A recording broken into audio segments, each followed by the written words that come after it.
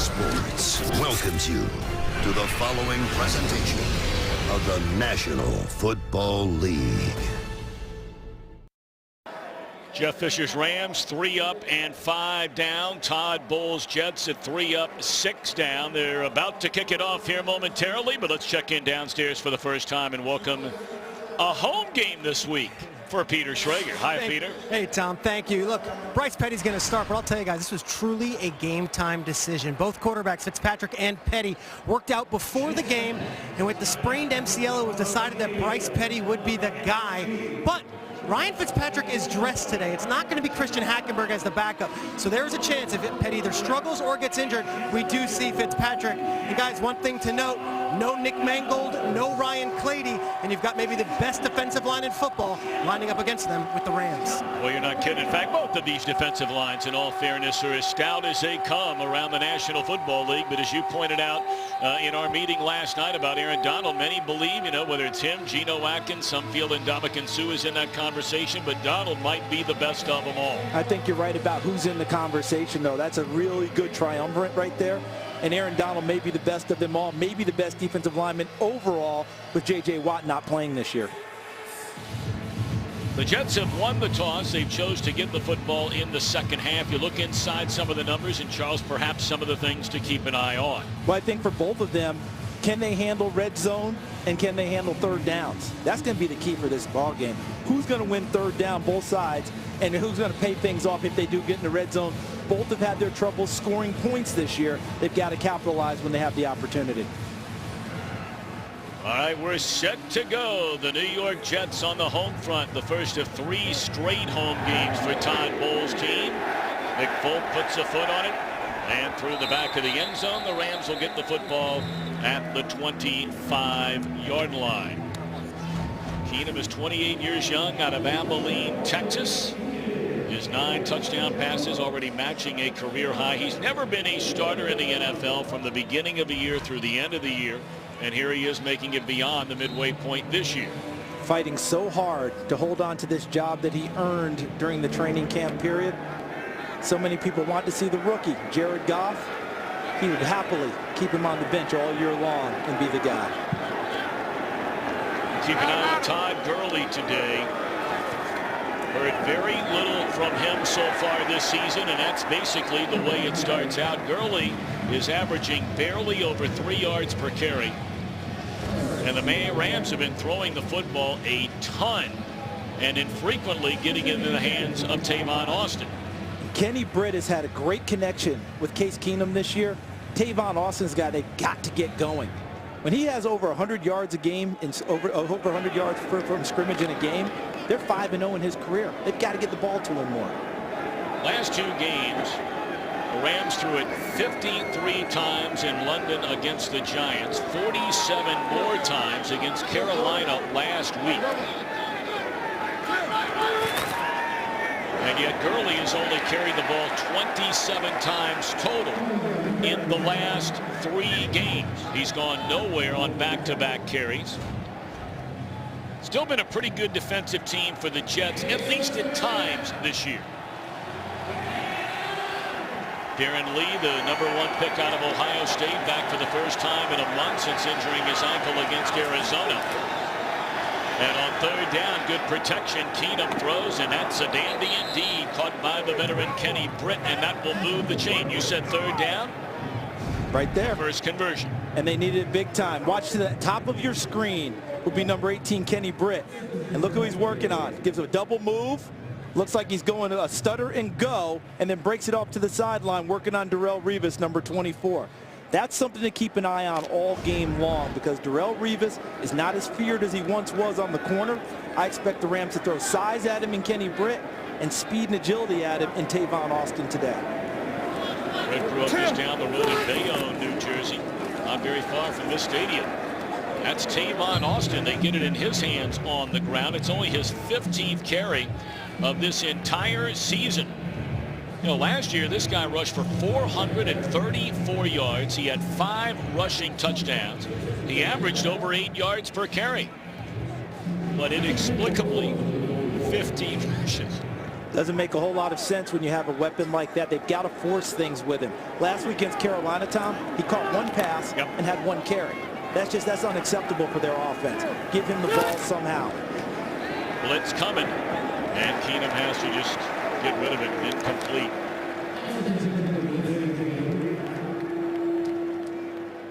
You know, for an offense, it's not been good for a long time, and that is a story for this Rams franchise. Doesn't matter if you're playing in St. Louis or now Los Angeles.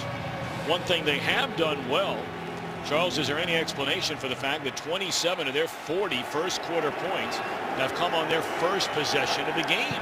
That means that they've scripted very well, and they come out with some openers that work. Not sure why. Either they don't stay with it or they don't work from there on. Third down, and a second straight third down conversion, a second straight reception on a third down for Britt. Gain of 6. Remember, I talked about throwing size at Darrelle Revis a couple weeks ago. He had to deal with Terrell Pryor, who's a monster out wide. Kenny Britt comes in at 6'3", nearly 225 pounds, and he uses that frame against Revis to essentially box him off from the ball like a basketball player and make the catch on the slant for a first down.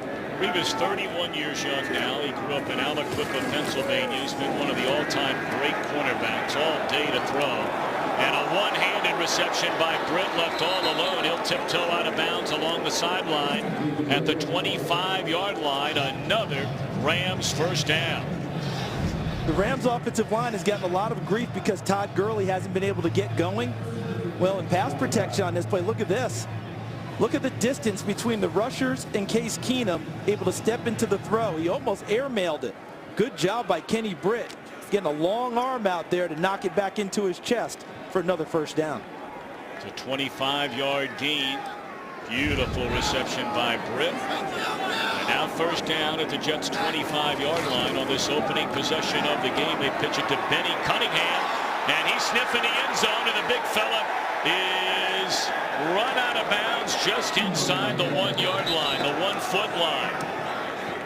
24-yard run by Cunningham. So the toss will take everything to this side. Watch how they seal it. Higbee 89 does a good job right there on Rontez Miles, number 45. And look at the block downfield. Excellent job blocking on the linebacker, David Harris, their #1 tackler. Really good job by Kendricks, Lance Kendricks, number 88. So the double tight ends to that side did their job. Higbee sealing off Rontez Miles, Kendricks paving the way against David Harris. And look at the sprint by Benny Cunningham. Ninth play of this opening drive, chewing up nearly 4 minutes. It's first and goal inside the 1. Rams have not been good in the red zone this year. And denied a touchdown as Cunningham on first down. The Jets are saying the football is loose.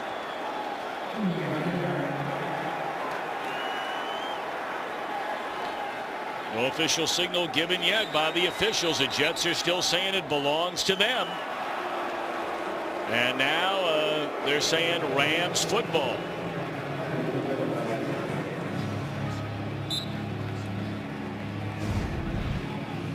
As we look through the pile to see what happens, Benny Cunningham going down, the ball just kind of comes out of his midst, out of his grasp there. And it's wide open for anyone to get to. I'm not sure anyone really popped it out. It just kind of came out. And Todd Gurley didn't carry it on that play. He's now in the lineup here on second down. That was Benny Cunningham. Second down and goal. The official, unofficial fullback is Cody Harkey. He's listed as a tight end. But now will split wide to the right, and they'll go out of shotgun from the 2. Unable to get there is Kendricks. This is much sound and fury signifying almost nothing because Harkey's going to try and pick here and get Kendricks out wide. Watch Harkey, 46, working on Harris. He really does pick him off, but really well played by Rontez Miles. Doesn't take the bait inside, sees Kendricks get out to the outside, and an excellent tackle to stop him there. A lot of shifting, a lot of motioning for not much gain. Well, we talked about how bad the Rams have been inside the red zone. Both of these teams, in fact. But the Rams especially so. And now it's third and goal, and it's incomplete. Under pressure, by the time he caught the snap, was Keenum. Wow. First and goal from inside the 1-yard line, and you're kicking a field goal. Partner, they're running the bunch over here with the 3, and they're going to try and do some screening again as they did on the other side. But here's the thing. I'm not even worried about that. That's not what concerns me or what I'm really focused on. This is supposed to be a physical, power-running football team, and second and third down, they go right to the air. That's not their identity at all. It's very different from what you would expect from the Rams. Included in all of that, not one time on first down, second down, or third down did Todd Gurley touch the ball. Not once. Field goal is good. A chip shot for Greg Zuerlein, but a good opening drive. You got 3. Rams come away with 3. Today's game is sponsored by Southwest. Yes to low fares with nothing to hide. That's transparency.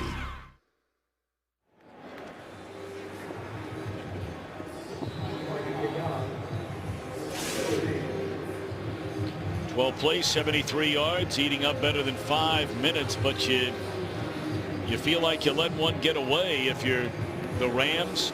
Gurley not in on first down from inside the 1. Was on the field, did not touch the football on second and third down passes, but it is a 3-0 lead. C.J. Spiller, just picked up by the Jets a couple of weeks ago, brings it out to the 20. And after making his NFL debut last week, here comes 24-year-old Midlothian, Texas quarterback Bryce Petty. A 2-year starter at Baylor, led the school to back-to-back Big 12 championships, and you hear the crowd as they wanted to see him sometime before last week. They were on the road in Miami when he made his NFL debut. He was in for all of 4 plays, 2 for 2 passing after Fitzpatrick was injured. Ryan came back, finished the game, and nearly led the Jets to a win. Matt Forte has been very busy the last 3 games, and that's a good, strong carry by the former Bear. A gain of 4 on first down. You take a look at the Jets offense, and today Ben Ajelana starting at left tackle. Peter Schrager in the pregame talked about the injury to Ryan Clady. Not there. And remember when DeBrickashaw Ferguson used to hold down that spot. And at center, Nick Mangold not going again for the 3rd straight game. Wesley Johnson fills his spot once again, and he'll have to be sharp today with line calls with a young quarterback at center, under center. Petty threw for over 8,100 yards in 36 college games. He had 62 touchdowns. Now, Charles, you saw a lot of his games at Baylor when you were doing college football in the Big 12 package on Fox.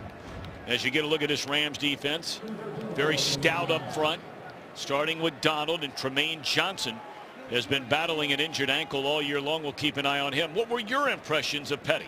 Well, what I thought with him was a big, strong-arm kid, way more athletic than what people thought. You'd see some zone read and some quarterback run plays, and he would handle the ball that way.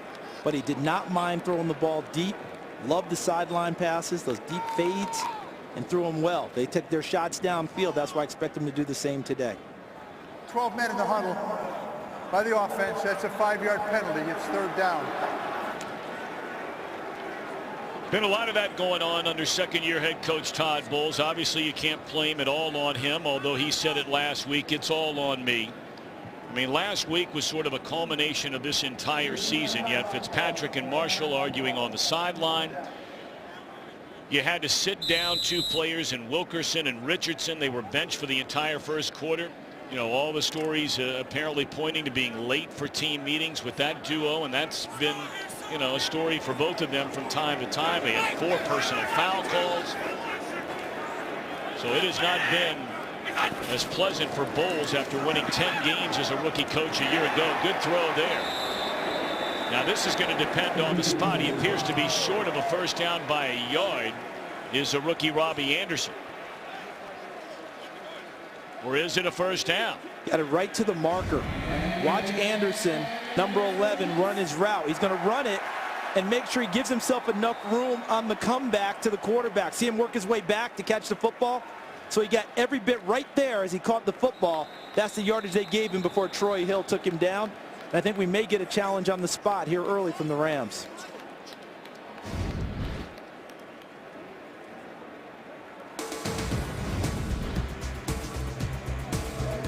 Today's game is sponsored by Bud Light. Make the right call. Drink responsibly.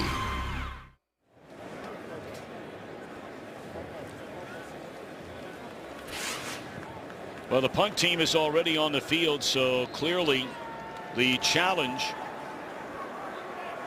is not going to go the Jets' way. At the 28-yard line, it will be 4th down. Although the receiver caught the ball in the air near the 29-yard line, he was not touched until he was close to the 28-yard line.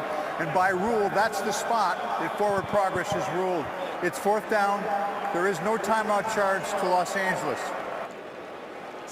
So a good challenge by Jeff Fisher. Excellent challenge by his spotter in the booth to see it.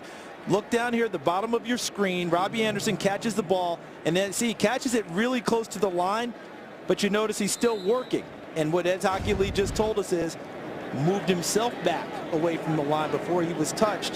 That meant no first down. So punting it away, Lachlan Edwards, and that will back up Austin to the 20-yard line. Out across the 25, and look out, he'll step out of bounds, crossing the 35 up to the 37-yard line. Second possession coming up for the Rams. They lead 3-0. Today's game on Fox is sponsored by Cadillac. By Burger King. Now get 3 large pancakes for only 89 cents, only at Burger King. And by PlayStation.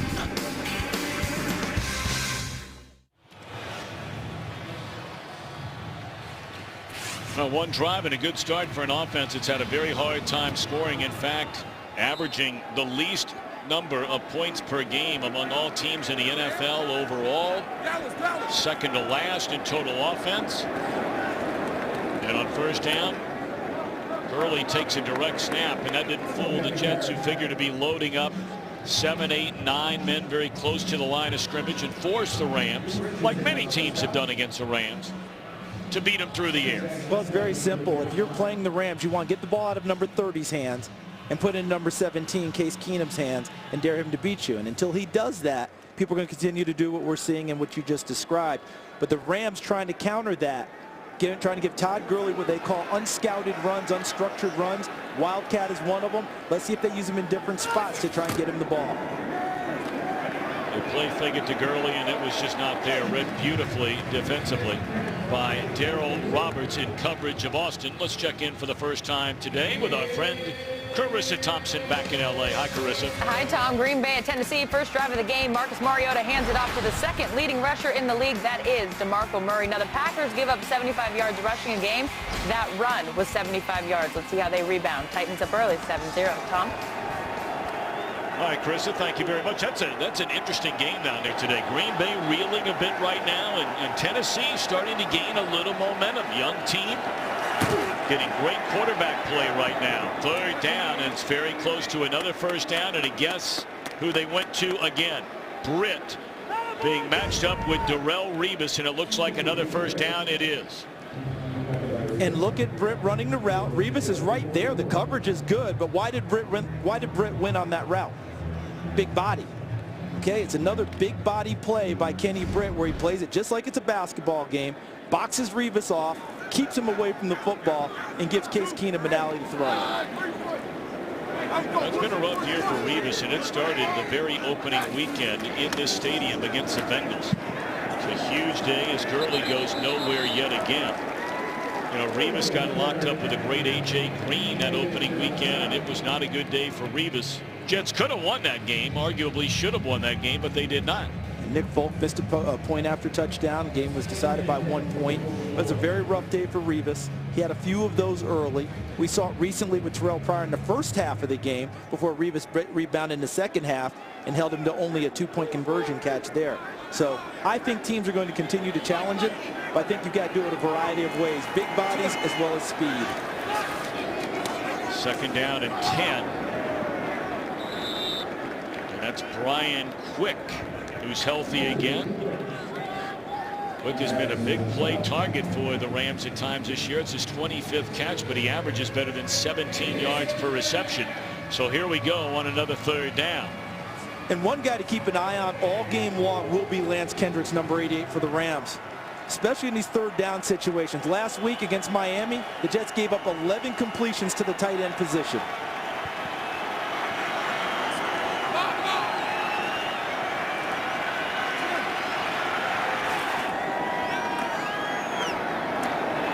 Reception made by Quick, and now 4 out of 5 on 3rd down of these Rams against the Jets. That's to the 40 and another LA first down, a gain of 10.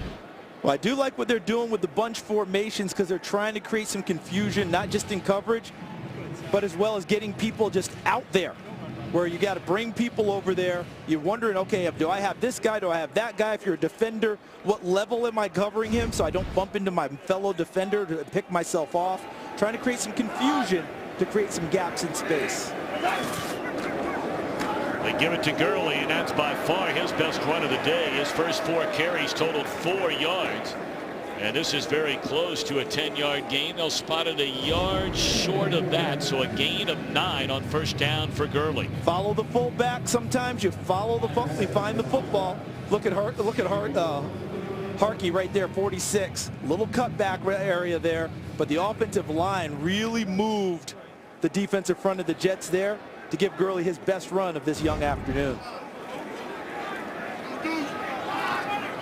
It's really hard to figure, exactly what is Todd Gurley right now. There you are on a 2nd down and 1, and you're denied the first down. We were there in Arizona for his first NFL start. Young man grew up in North Carolina, came all the way back from the ACL tear. His first 4 games, he rushed for nearly 600 yards. But over the last 16 games, he's averaged just fractionally better than 61 yards per game, and only has 1 100-yard rushing game in his last 16, and that dates back to last season.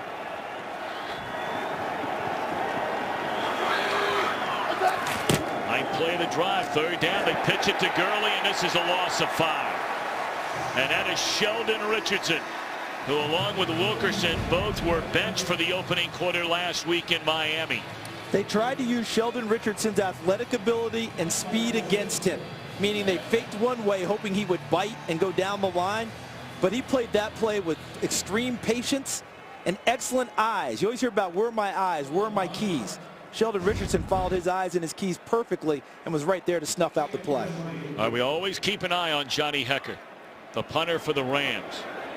And now here he comes up under center. He's 6 of 10 as a passer in his career. This one might be just to try and get him to jump off sides. Now he's going to back up, and they'll go ahead and take the penalty flag, a delay of game, which is no big deal if you're trying to pin him inside the 10 anyway. Great call, partner. You had that one diagnosed perfectly. You see where the ball's spotted? You're kind of in that no man's land. Remember last week, they used Greg Zuerlein on 2 55-yard attempts. Delay of game offense, 5-yard penalty. It's 4th down. And he didn't make either one of them. Not that he's not capable, but they didn't want to kick the field goal this early with another long distance attempt. So they're trying to get him to jump and get a cheap play. And if not, lose the 5 yards and help out your punter with his margin of error punting it downfield. Special teams have been rock solid for the Rams so far this year. They did have the 2 misses, but both misses, like you said, Charles, 55 yards away. And now trying to pin the Jets deep, and well, you can't do it any better than that. Inside the 1, Bradley Marquez down there waiting on that Hekker punt. 3-0 in the opening quarter. Rams and the Jets from the Meadowlands. Small screen, stadium-sized content. Watch live local Sunday games right on your smartphone with NFL Mobile. And if anyone's watching it right now, watch and see if Greg Williams, the defensive coordinator of the Rams, just tries to get his front going after them and try and create a safety here with them so backed up.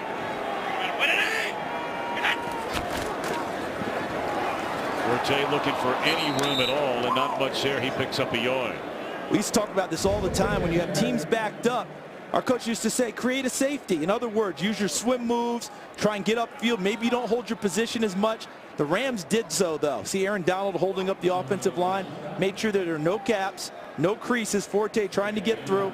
Really nice play coming down the line. That was, what, 97 Eugene Sims. What's the old Bobby Bowden line from Florida State? Hitch him up, boys. Somebody's about to score. The band's going to play, just not sure which one, right? Out of the shotgun. And they're looking for the long ball down the field to Anderson.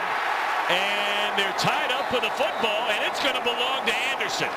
What a reception by the rookie out of Temple, a college free agent getting more and more playing time. This is one heck of a catch. I talked with Matt Rule, his coach, Tom, at Temple, say he's the most competitive player he's ever coached, talking about Anderson.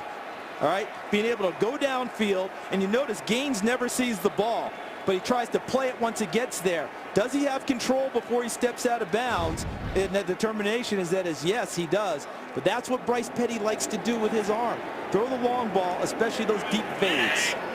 That is a 52-yard reception. Spiller has checked into the game in the backfield. That is his first carry as a New York Jet. He returned a couple of kickoffs last week, was in on offense a couple of plays. So Anderson really digs him out of a hole. You mentioned the word competitive. That is a highly competitive win for Anderson. We hear that all the time when we have conferences with coaches. We have to win one-on-ones on the perimeter. And Robbie Anderson did exactly that, being able to get downfield and win against a defensive back. We're only 8 weeks in. I've heard that 9/11 already. End of the first quarter. You're watching the NFL on Fox. 108 yards of offense for the Rams, 73 on their opening drive to kick a field goal, the only points in the opening quarter. And you see they've held on to it for almost 11 minutes. But after that 52-yard reception by Robbie Anderson a moment ago, this Jets drive, which began inside their own 1. Now a 2nd down and 6.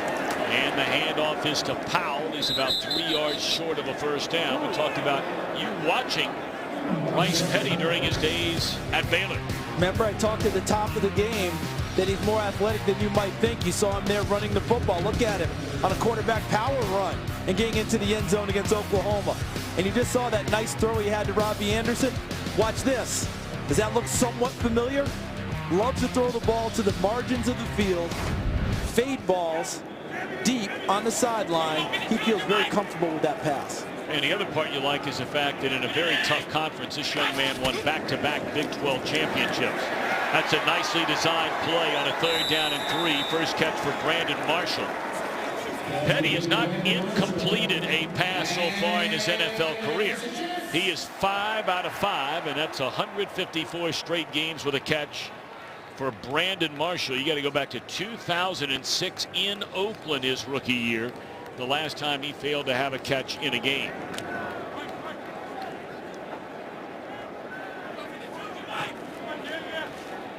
Fitzpatrick had the outstanding season a year ago when the Jets won 10 but failed to reach the playoffs.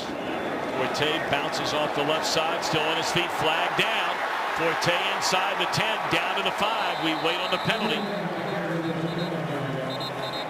On the far side of the field.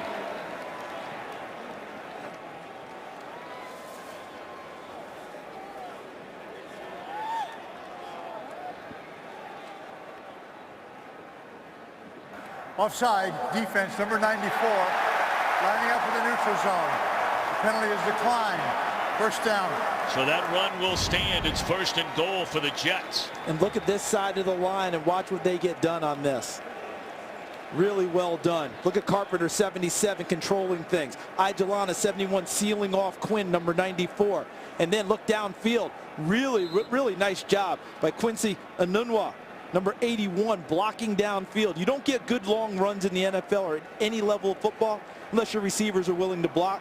And Enunwa, number 81, did a really nice job of it. Well, we mentioned the Rams have not been good inside the red zone. Neither have the Jets. They were 1 of 5 against Miami last week. They hand it to Forte. That picks up a yard, maybe a little more than that. LaMarcus Joyner leading the stop. 34 times the Jets have been inside the red zone. That's inside the 20. And of the 34, Charles Davis, only 13 touchdowns. They've turned it over a whopping 6 of the 34. There's been a lot of criticism that the Jets don't run the football close to the end zone. Here's a great opportunity to continue to press the run if they want to. And keep an eye on Bryce Petty. He can always slip out the back door on you. 8th play of the drive. Try to sneak that one through and into the hands of Forte. It's incomplete. Under heavy pressure that time. So now 3rd down and goal from the 4. And that usually means Bilal Powell, number 29, comes into the game, their 3rd down back, catching the football, trying to create a mismatch with him out of the backfield. But Brandon Marshall, number 15, is always the guy you have to keep an eye on. And Tremaine Johnson, number 22, will travel with him. Anytime you're in the red zone area, he will match up with Brandon Marshall because of his size. Put it in the hands of Marshall, and they flip it to Powell. How about that one? Touchdown, Jets.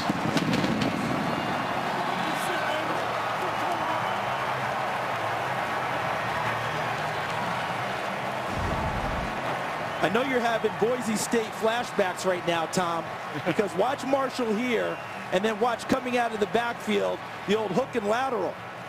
All right, you get out of there, Enunwa, number 81, with a nice block on the corner. Marshall with the flip to Powell. That play worked because Enunwa, with a terrific block on the corner after Marshall made the catch, allowed him to catch it and lateral it to Powell. How about that drive, which started from their own 1-yard line? 99 yards for the Jets. And now the point after by Folk. And it is no good. But they're celebrating here in the Meadowlands. 9 plays, 99 yards. Today's game is sponsored by the all-new 2017 Ford Super Duty. This is the next level. By Geico. 15 minutes could save you 15% or more on car insurance. And by Jared, the Galleria of Jewelry.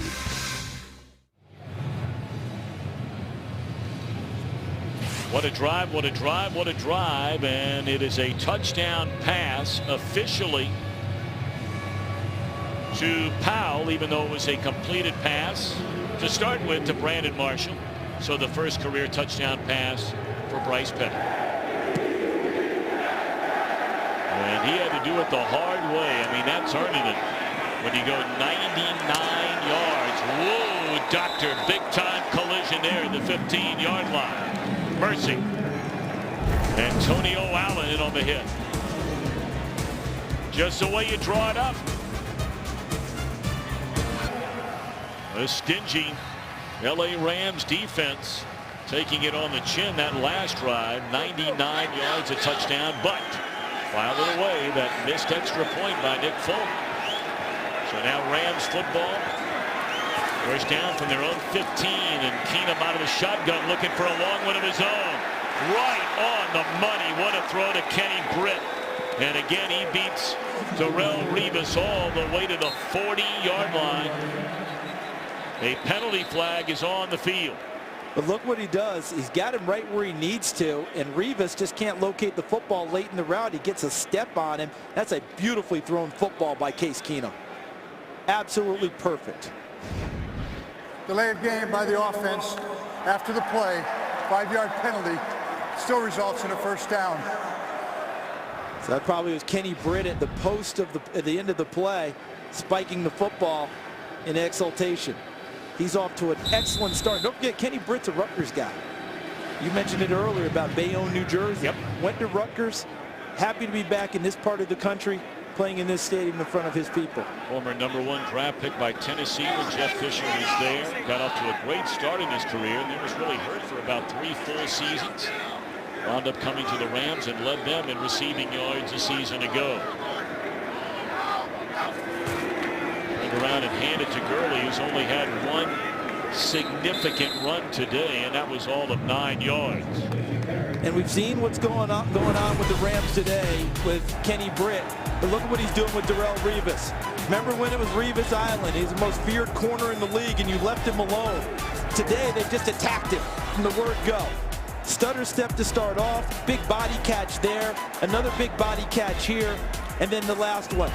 Just takes him on the fade, up the sideline.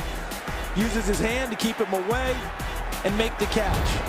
Darrelle Revis could have a long afternoon because they won't shy away from attacking his position. And, you know, a couple of those passes, as you pointed out earlier, Charles, he's in excellent coverage. Exactly. That last one was just a beautifully thrown ball. I want to get back to this Gurley thing, though, with you, Charles. And look, we know the Rams took Jared Goff with the #1 pick. They gave up a ton to get that #1 pick. 6 picks in that trade with Tennessee.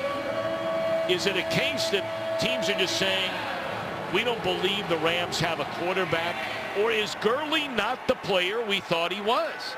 I think it's much more the former than the latter. Okay. Now remember, Todd Gurley lost 15 pounds, wanted more quickness in the offseason. Some people think he needs to put more of that on and break a few more tackles, but he does get hit a lot in the backfield. You know, any back is normal if there's no holes to run through. They're down at 8, and Keenum almost stayed on his feet. He is sacked back at the 47-yard line. Darren Lee and David Harris, rookie and veteran, combined on the sack. And just watch the attack coming at him, because they showed a lot of people. And throughout this season, the Jets have not come at people the way that they normally do. With Todd Bowles last year, they blitzed on 43% of the downs. This year's 32%. I think today, any 3rd and 5 or more, they're going to try and get after Case Keenum. Backer on the punt, Jalen Marshall, another rookie out of Ohio State, waits and a fair catch at the 14-yard line. We're just outside the Big Apple. 6-3, Jets in front. Spectacular weather Sunday from the Meadowlands in New Jersey, and the hometown Jets, after a 99-yard drive, their last possession, get it back leading by 3. Matt Forte slips off the left side for 3. I'd like to tell you, tomorrow night, National Geographic invites you to go to Mars. Join humankind's greatest adventure and found out how we made Mars home. The new series Mars premieres tomorrow night only on National Geographic. That looks spectacular. Remember when Ralph Cramden just wanted to send people to the moon? We're well beyond that now, aren't we? Well, you're at that age where you remember that. Only the second touchdown drive of 99 yards this season in the league, and that one should have been, or could have been, a pick 6 the other way for Tremaine Johnson. A rookie mistake there by Petty. Watch Johnson. Look where his eyes are. See how he's looking back into the quarterback? He's cluing. That's what we call cluing as a secondary player. I know where the receiver is. I feel him and see him with one eye. With my other eye is right back at the quarterback. Right as Petty hit his drop and started to move, Tremaine Johnson drove on the football and very nearly, as you described, came up with a pick 6. Really well played.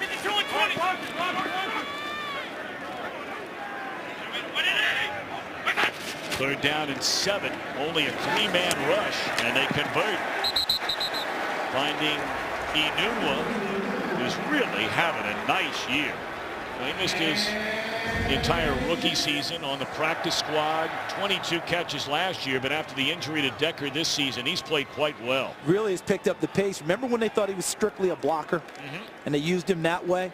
He's really jumped up in the offseason in his weight, in his conditioning, weight room work, and route running, and has become a very reliable receiver, as we just saw there.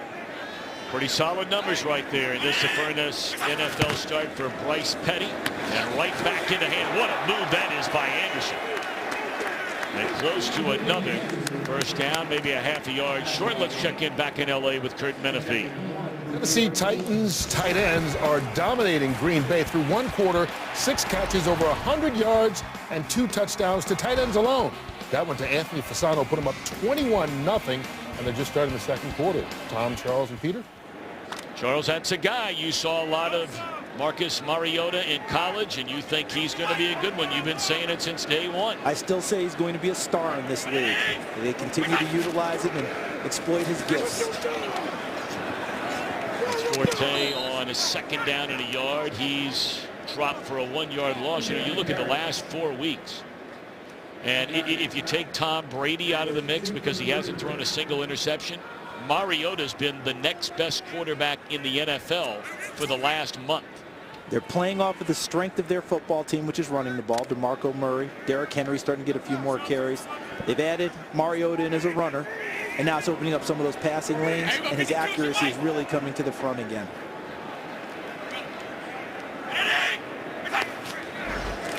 They're down at 2. And it's incomplete. Marshall looking for a flag, and here it comes. Boy, it came mighty late.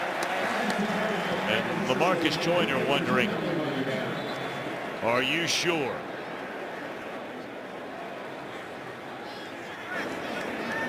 So this is Joyner, number 20, working inside. I think they're wondering, Charles, if the ball was tipped. Yeah, that's going to be the question. because he did grab him initially in the Before the route. pass was thrown, holding defense number 20. That's a 5-yard penalty from the previous spot and an automatic first down. So I think they were talking about that. Apparently the ball wasn't tipped, and it is a hold against Joyner. And LaMarcus Joyner is one of the feistiest, toughest guys you're going to find in the National Football League. But at 5'8", 184, matched up with Brandon Marshall at 6'4", 230, what Joyner was trying to do was stop him in his route early, try and be physical, get underneath him. Instead, his arms got out wide, and he grabbed it instead of shucking him at the line of scrimmage.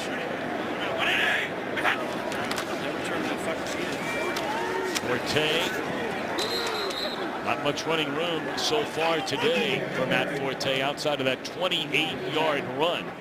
He has 7 other carries for fewer than 10 yards. You talk about Joyner.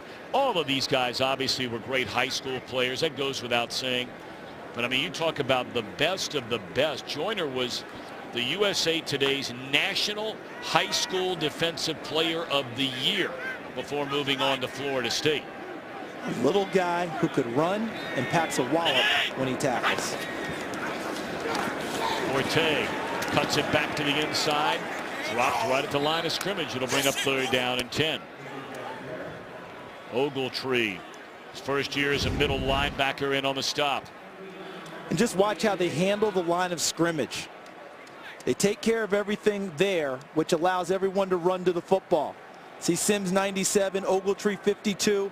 Coming from inside out is Cam Thomas, number 92. And now the Rams have the advantage on defense. 3rd and long.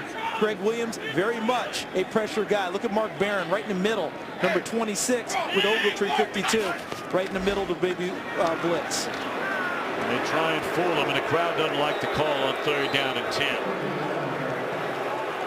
And you know what? You can't blame him. I mean, you're trying to win every game. Everybody understands that.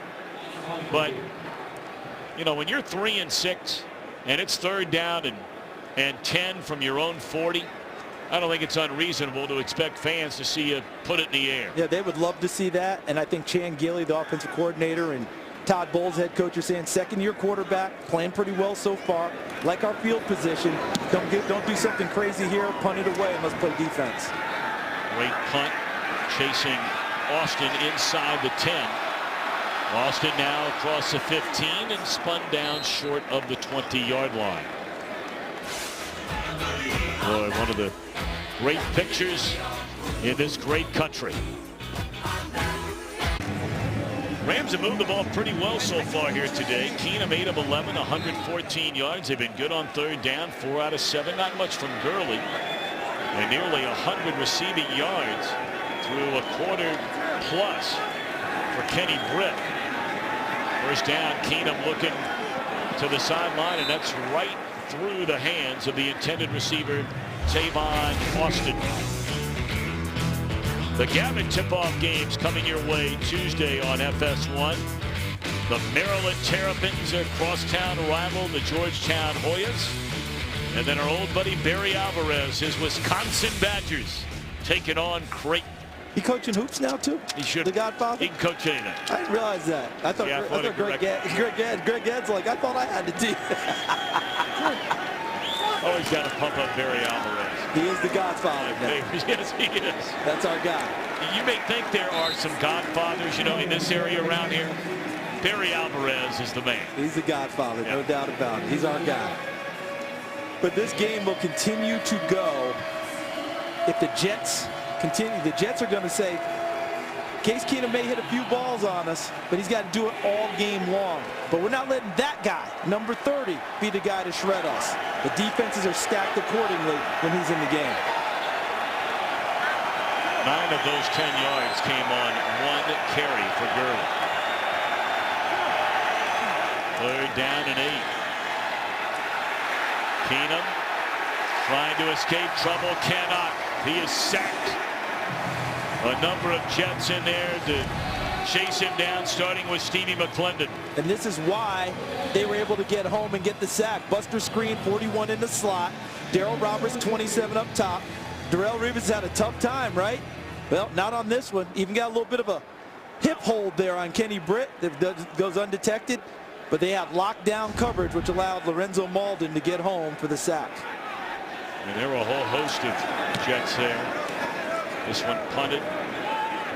Chasing Jalen Marshall. He's had ball control issues all year long when he's been back there. There's a penalty flag down. Marshall, a pair of fumbles early in the year on punts that were returned then for touchdowns. He was out injured for a while before he had the best game of his NFL career as a receiver a week ago. And we're going to get a push in the back on this one as he was trying to field the ball. One of his teammates trying to help him out and shield guys off, push someone in the back. I think that's where the penalty is going to result.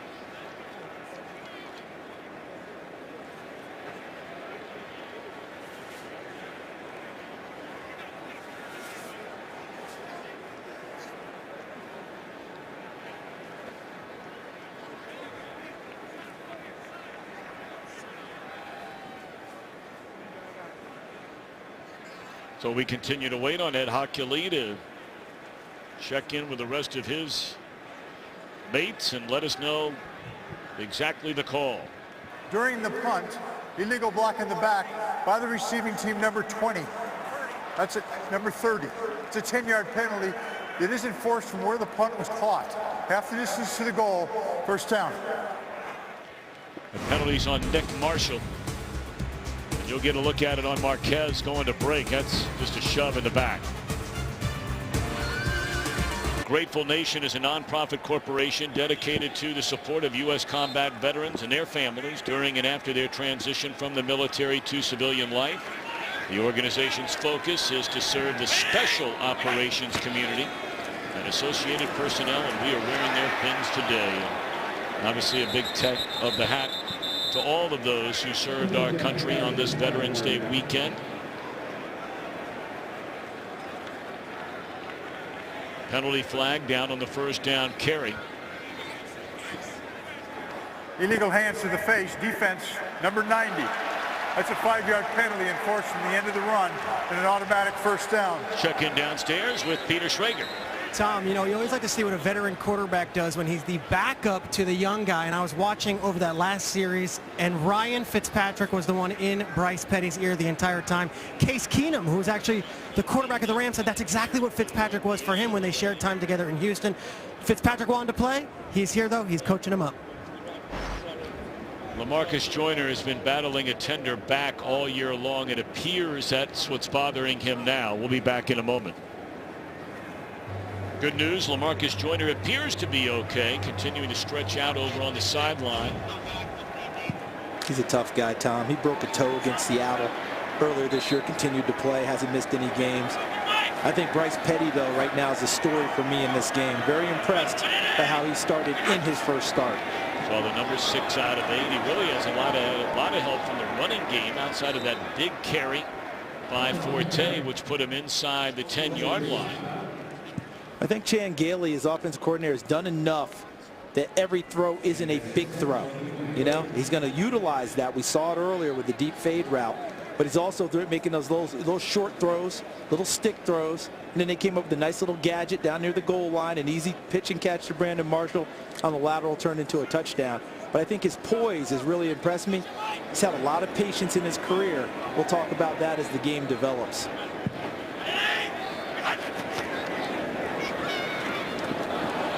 Pretty nice catch right there by Powell, and cuts it back to the inside, spins his way across the 35-yard line. Powell is a nice weapon in this Jets backfield, although infrequently used this year. And this really should go down as a running play. That's a lateral, all right? That's not a pass, but it's a great catch. A lateral for Powell, takes it upfield and gets up 14 yards. Nice vision, one cut, and gets into the secondary for a nice gain. Well, Powell caught 47 passes a year ago, and he missed 5 games. He won't come anywhere close to that number unless he gets busy this year. They cannot get off the snap before the 2-minute warning. 6-3 Jets with the ball and the lead. Follow your favorite team all season long. Go to iTunes.com/NFL.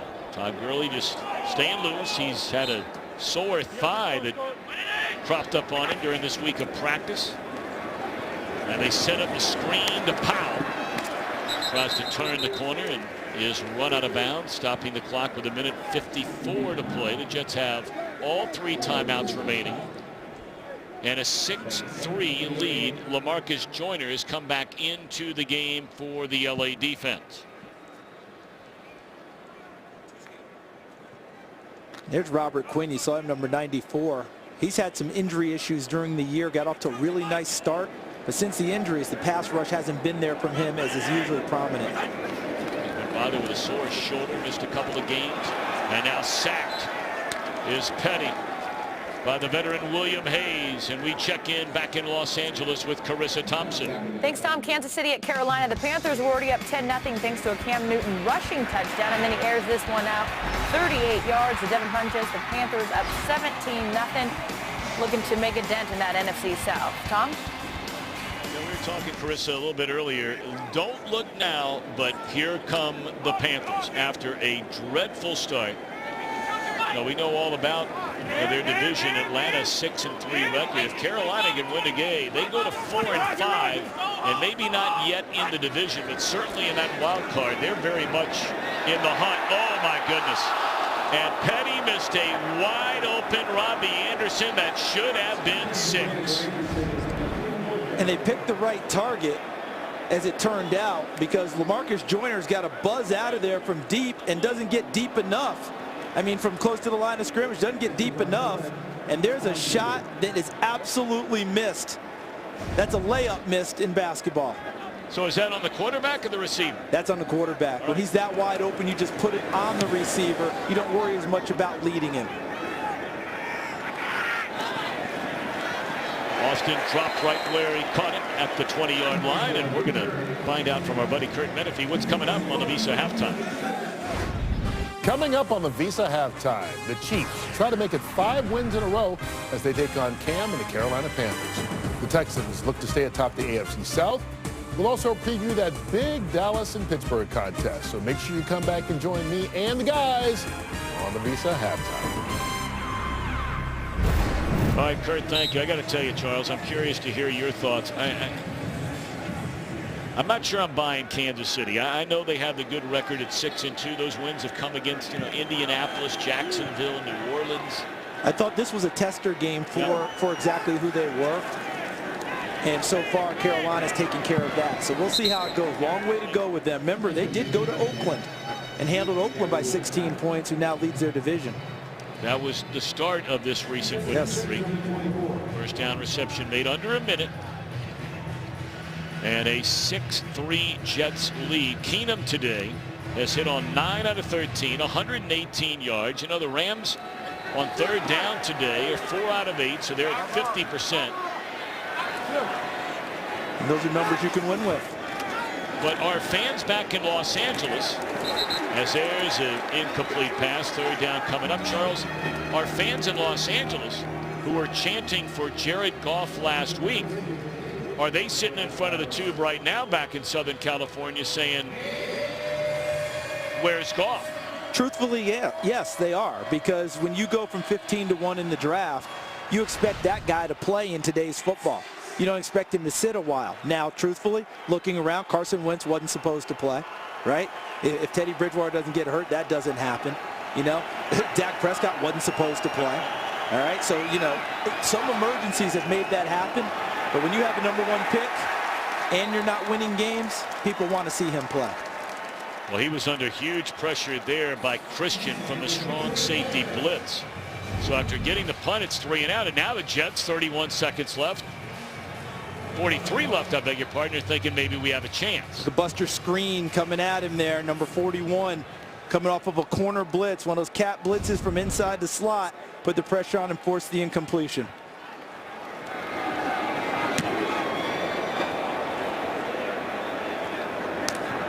This time it's Nick Marshall rather than Jalen Marshall back to return the punt. And with 33 seconds now left, and after Buster Screen able to deny the Rams that third down conversion, you have a rookie, you've got timeouts left. You going to give him a chance here with less than a minute? I think at a 6-3 game, it wouldn't shock me at all if they just run the football and get out of here. Would not surprise me at all. Not that they think that Bryce Petty isn't one day going to be capable, but they don't want to have anything go crazy haywire right before the half, I don't believe. But look at him coming out of here, an empty backfield set and throwing it. Short, safe throw. Forte dropped at the 34-yard line. The Jets are going to call a timeout.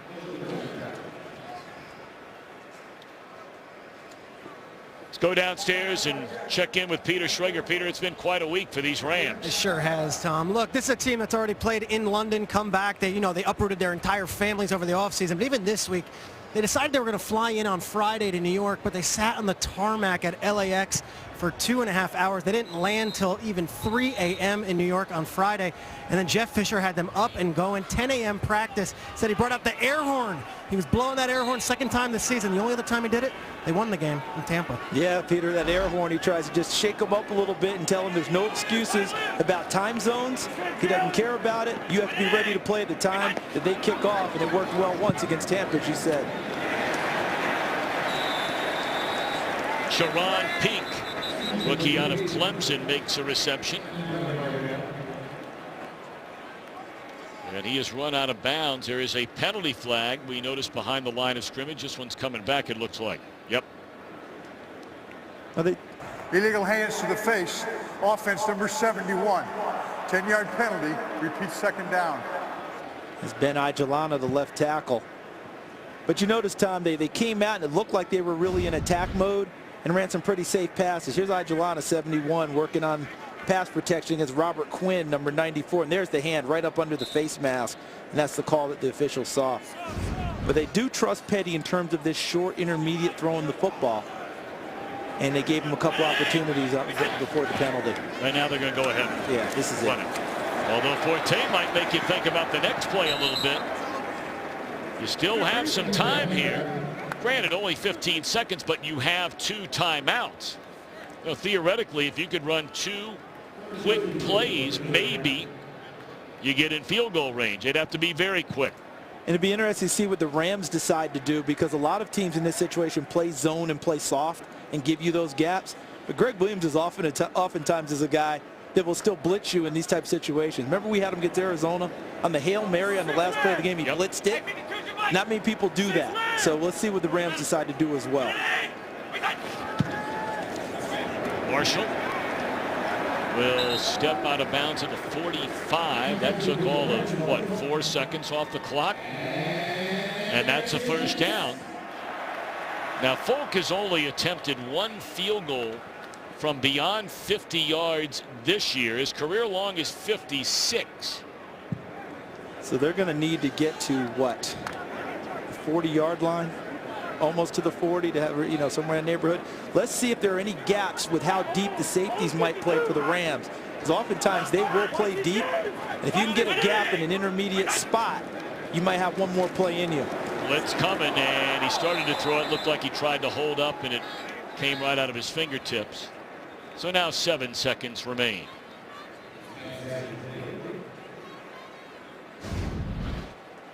I know you're surprised by this, Tom, but Greg Williams brought a blitz. I mean, but really what really helped it was number 95, William Hayes, just pushing the pocket. See how he took Breno Giacomini back towards the quarterback?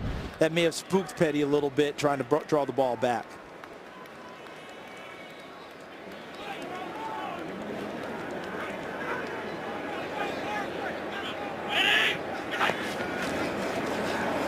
This will be the final play of the opening half, as Powell still on his feet, but he's tackled inside the 40, and that is that. So a pair of struggling teams, especially struggling offenses, have certainly lived up to that billing. It is halftime, and it is 6-3 our halftime score. Jets will get the ball to begin the second half. So standing by in Los Angeles, Kurt Menefee and company. It's time for the Visa halftime, which begins right now. This is copyrighted by NFL Productions for the private use of our audience. Any other use of this telecast or any pictures, descriptions, or accounts of the game without the consent of NFL Productions is prohibited. Today's excitement brought to you by the new Nissan Titan.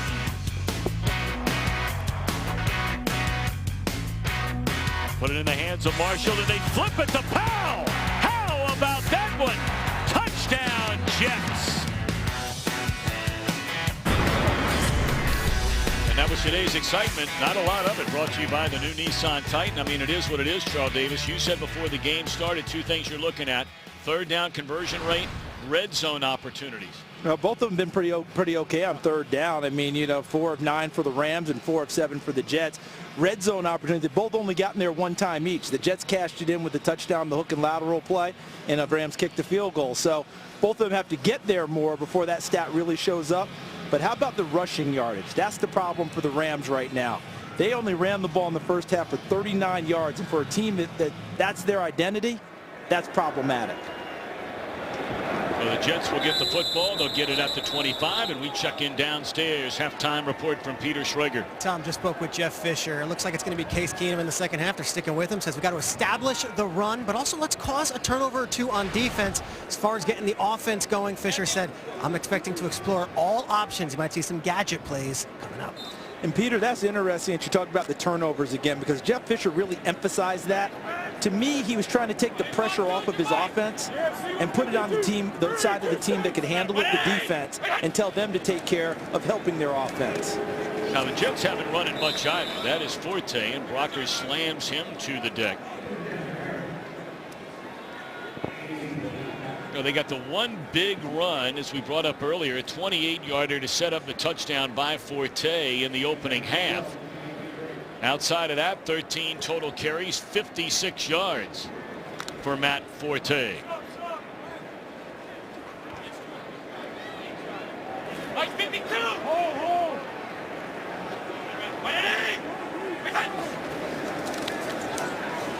Wide open across the middle. Wide open across the middle was Enunwa, and Petty never saw him. Third down coming up. Some missed chances early on for the Jets. And we had the missed extra point after the 99-yard touchdown drive by the Jets. Nick Folk missed one earlier this year against Cincinnati, and they lost that game by a point. But here was the real big missed opportunity. Wide open was Robbie Anderson, and Bryce Petty, instead of just putting the ball on the receiver so you don't miss him, tried to lead him and make it a little bit too perfect, a little bit too fine, and he missed the whole shot. Todd Bowles, 52 years young, grew up about a half hour from here in Elizabeth, New Jersey. There's Marshall, well short of a first down. So 3 and out to begin the second half for Petty and the Jets. Alexander on the stop. And the Rams set to get the football after Greg Williams' defense delivers the goods to begin this second stanza. I think that Chan Gailey's going to have to go back to Bryce Petty's big arm and push it downfield a few more times, because the Rams are really starting to creep up in coverage and start to snuff out all the underneath stuff. The Australian Edwards puts a foot on a good punt, backing up Austin to the 15-yard line, but he's got some room. And Austin out of bounds at the 18. That's where Charles Davis hangs out when he comes here. He's not hanging over here in Jersey. He's in the big city. Today's game on Fox is sponsored by Southwest. Yes to low fares with nothing to hide. That's transparency. By Microsoft Surface, the official tablet of the NFL. And by State Farm, here to help life go right.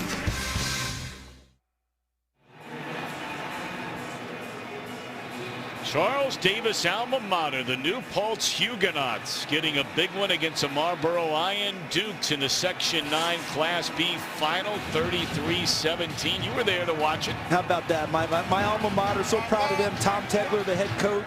You saw Jimmy Verney, number 4, Joey DeMarco, number 3, Hunter McVay, number 1. Proud of those guys. They got beat in the next round against Pleasantville, but a fantastic season, Huguenots. Tipped ball by David Harris on a first down throwing attempt by Keenum. This went on just moments ago. Alec Ogletree and Aaron Donald. And you know Aaron Donald, he's a feisty player. You remember earlier this year against San Francisco, didn't he get ejected from that game when he had a couple of penalties?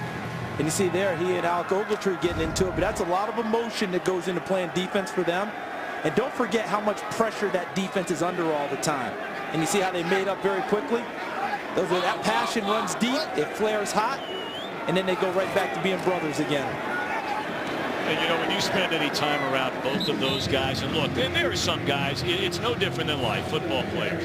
There are some really, really good guys, and there are some guys you'd rather not be your neighbor. These two guys are good young men. Yeah, look, they can hang out in Mr. Rogers' neighborhood. They're good, all right? But Mr. Rogers' neighborhood, not quite as genteel when it comes to playing a ball game, all right? Because right now in the field, you know, field of battle right there, a lot of passion going on. Yep. And look at the pressure that defense is under yet again. They've held a team to 6 points, yet they're trailing in another ball game. They're trying to figure out a way to score themselves on defense. They're down in 6, and you're running a route that is nowhere close to getting a first down, so it's 3 and out for the Rams. And before the punt, let's send it back to Los Angeles to Carissa Thompson.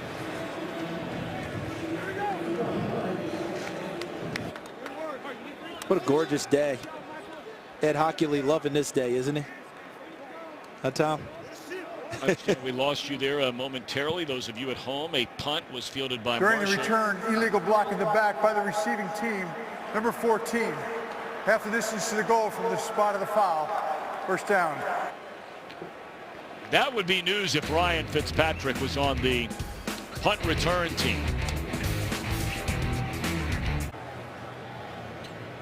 Well, the only touchdown drive, the only scoring drive of this game for the New York Jets came in an almost identical position where they are right now.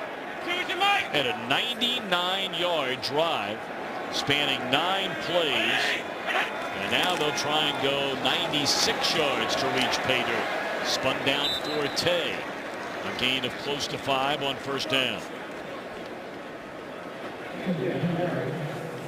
Well, what a career it has been for Forte. 30 years young, out of Slidell, Louisiana.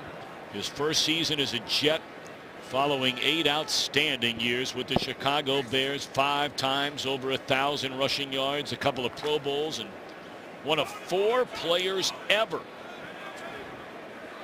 with over 9,000 rushing yards, 4,000 receiving yards, over 500 receptions. Fake it one way, Petty rolls the other, and that'll be enough for a first down. The short, easy throw to Powell.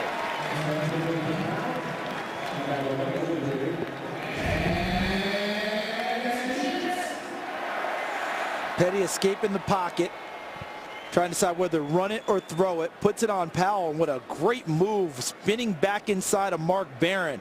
Gets Barron overcommitted, trying to make the tackle. Excellent move back inside, understood where the first down sticks were, and got it. You see Brandon Marshall getting a little attention over on the sideline, and that's not good news for the Jets. Been a very quiet day again for Marshall. 4 receptions, just 15 yards. Big running room for Forte. All the way across the 40, tripped up to the 42-yard line. Take a look here. Really well blocked up front. Watch Brandon Bostic, who's normally a tight end. Look at him lead up front, and he takes out Alec Ogletree, 52. Ends up giving himself up on the play. Really nicely done by the Jets offensive line. Gives him an easy sprint to the secondary. And look at the vision of Forte. Look at the eyes searching for open space. 15 carries, 84 rushing yards now for Forte. Nowhere to go on this carry. May have lost a yard.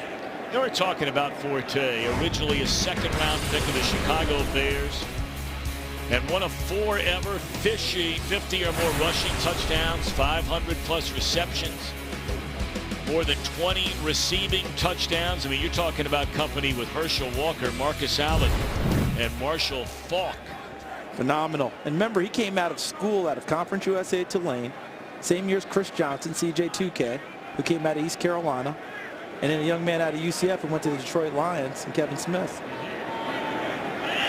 It's a good quartet right there. Good throw. And trying to wiggle away is Peak. But Tremaine Johnson, the highest paid Rams defender. All the big names on this team, but you know, they put a franchise tag on him last year. Last year was the first year he was ever a full-time starter. And a lot of hit the lottery with 7 interceptions. And a lot of people thought Janoris Jenkins would be the target for the Rams to keep. I think within the Rams organization, Tremaine Johnson was the guy they truly wanted to keep, and they did. And boy, he gives a really good play out on the corner. There's a big third down, trying to keep this drive alive, and hit Petty as he threw, and it's incomplete.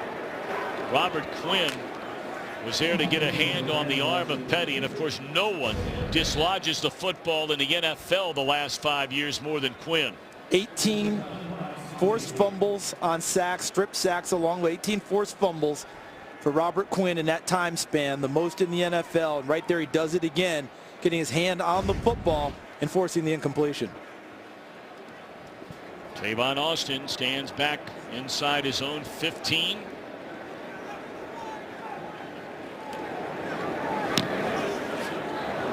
End over end punt. And this will check up and down to the 25. Good work, good work, good work. 6-3 in the third.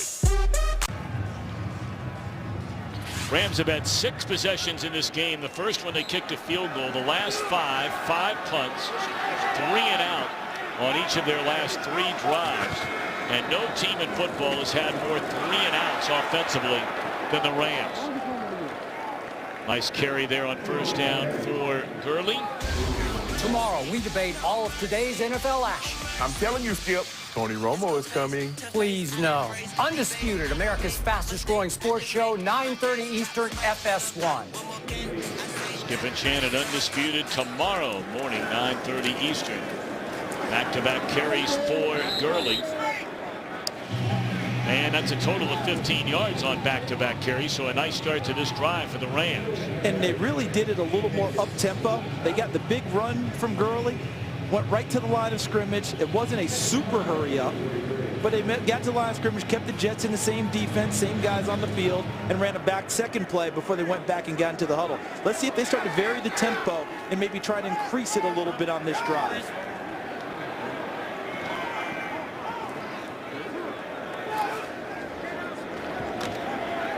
Keenum will run it himself. He will dive very close to a first down. I think by the time he was touched, he already had a first down right at the 50. Yep, it is the first down. Watch how he goes back into the pocket. See what he surveys. All right, when he's back in the pocket, what does he see? Now look to your left. He sees nothing but wide open space. Knows he doesn't have that much to get for the first down and goes right for the marker. Look at the determination on Case Keenum's face. He knew where he had to get, and he did exactly that. Jets lead 6-3, under 7 minutes to go here in the third quarter. Play action. And a dangerous throw, leaping high into the air, but unable to get it was Malden. Looked like Wilkerson put a big hit on Case Keenum. You know, the Rams are throwing a bunch of short and intermediate routes now. Okay, so I think that they've got to think about trying to extend things a little bit, press it downfield some, because they tried to show that. That was the illusion of a deep route. They're trying to bring it underneath to Tavon Austin. But right now the Jets are sitting on those shorter and intermediate routes. They've got to press them a little bit and get them back on their heels to create more space.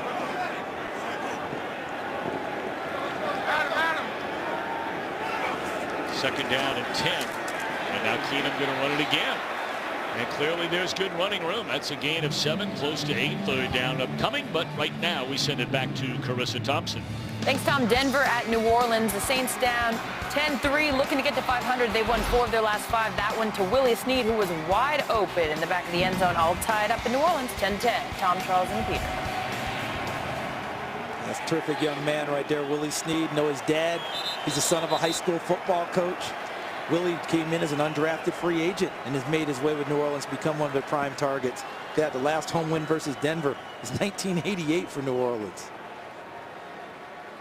Malden, the injured New York Jet, will step aside. Early, a couple of nice carries, but it's been a quiet day, averaging barely over 2 yards per rushing attempt. Rams 4 of 10 on third down, a 3rd and 3 here, but 0 for their last 5. Expect the Jets to bring pressure. Todd Bowles is known for that. I think he's really wanted to increase it in this game in third down situations.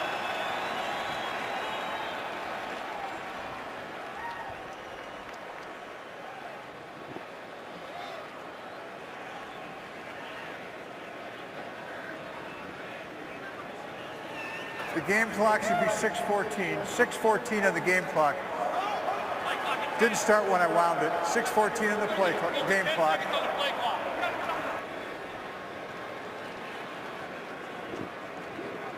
Well, there's 5 seconds. The play clock. Set the they're play going to put clock the at 10 play seconds. clock at 10. We saw that stay there at 5 and thought you better hurry up once they start the clock. Nice job by Ed Hockley explaining it so that everybody's on the same page and understood, because that was a huge question. There's only 5 on the play clock. What do we do? And it's going to start, I believe, on his whistle.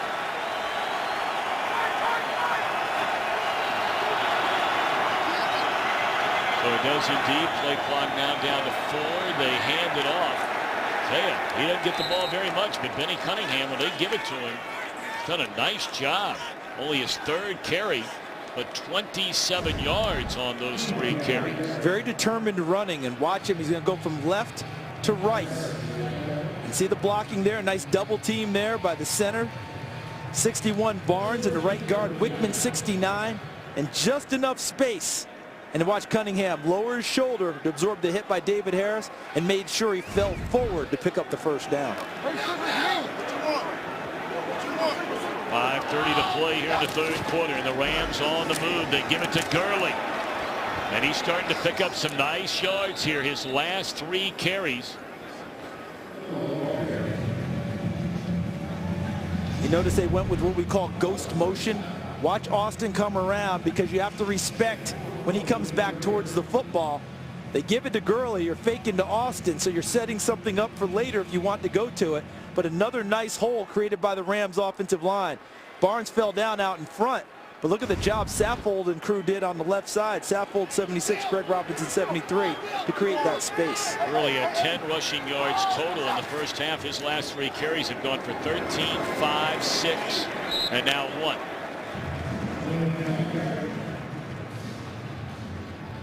And they're getting most of it inside the tackles now. Have you noticed? And I thought that what they would want to do today was to try and get wider and get him more to the perimeter and try and find a little more open space. But since this is working inside the tackles a little bit better, expect them to stay with it until there's an adjustment by the Jets. On a 3rd down and 3 a moment ago, they gave the ball to Cunningham. Now he is split to the right in the slot.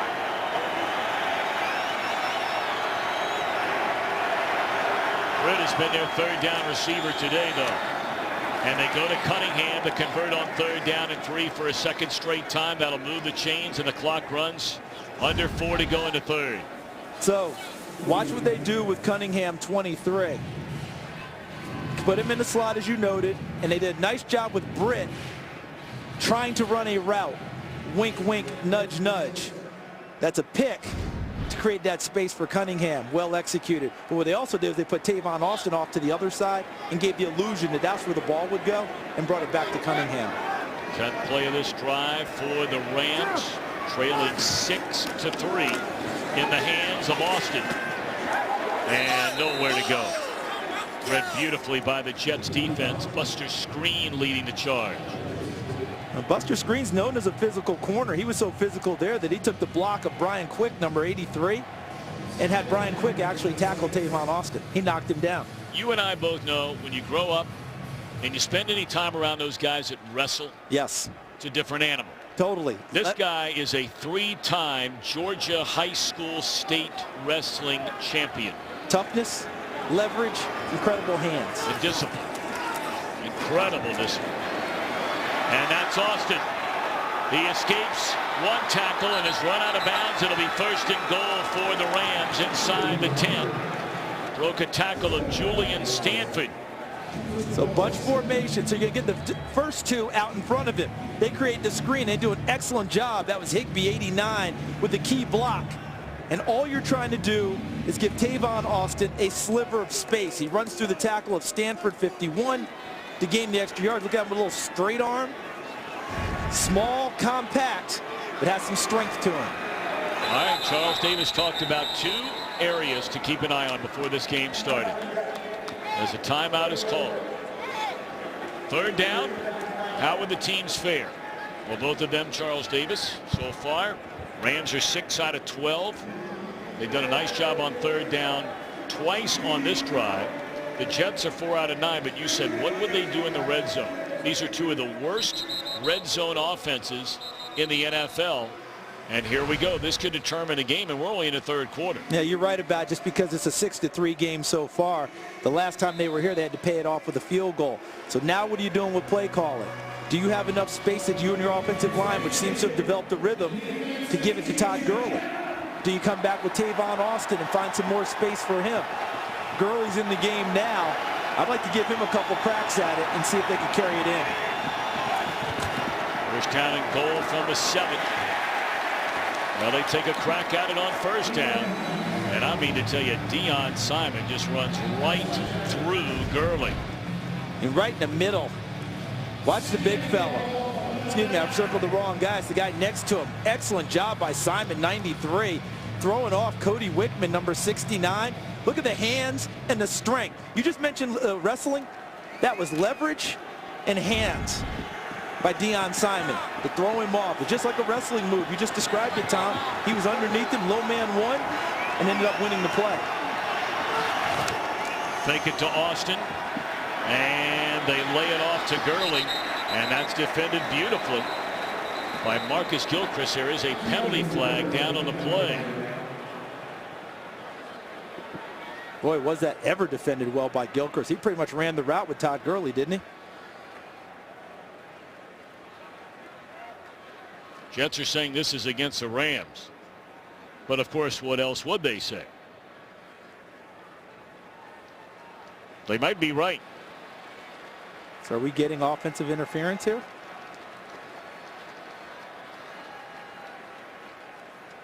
Pass interference, offense. Number 83 was downfield blocking before the pass was caught. The 10-yard penalty. Repeat second down. That's another area both of these teams have not been good in, is playing disciplined football. No, not at all. And you see him here working with Buster Screen over the top of him. You can get 1 yard blocking downfield, but he's blocking farther before the ball's thrown, and they got him on that one. That's a really nice call by the officials. So after they made the play to get inside the 10, that got him to the 7. They had a loss of 2, and now they have a penalty. And you take Gurley out of your play calling equation too. Second down and goal. And Keenum dropped at the 20-yard line.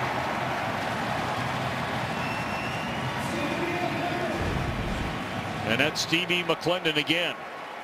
So you got Britt, 18, Austin, 11. Screen hugs up on Austin. Look like Darryl Roberts in the back part with Britt. That's where he wanted to go. Couldn't get the ball there. And Stevie McClendon, the former Pittsburgh Steeler, finishes that play off. Third down and goal from the 20. Notice they moved Britt inside to the slot. The big body guy maybe working the middle of the field. Going for the end zone. And incomplete with an eye on Tavon Austin, and a flag comes in late. And Buster Screen is saying, you got to be kidding.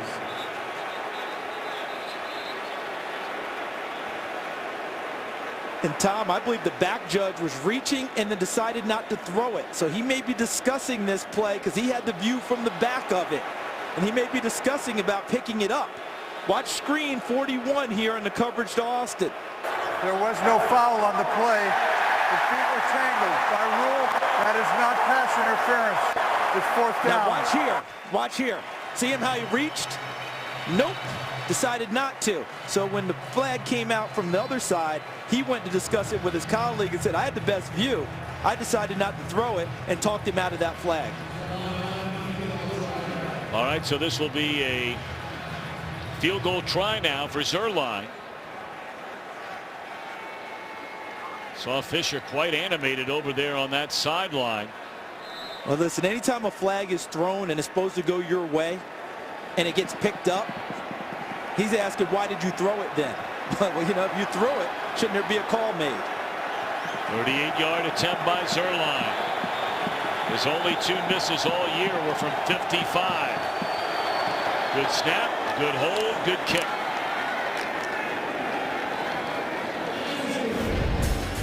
Well, you can call it a lot of things. but it's 6-6.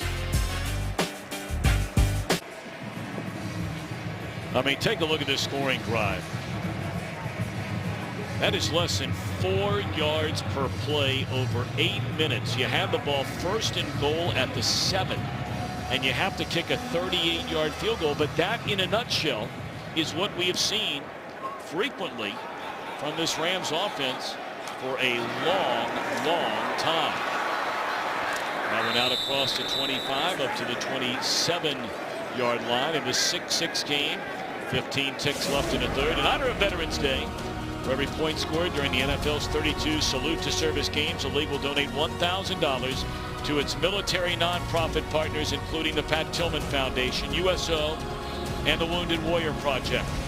To join the salute and learn more, we invite you to visit NFL.com/salute, the Stars and Stripes. And we thank all of those that have served, that are serving, and that will serve. They're still the greatest country in the world. That should be the final play of this third quarter.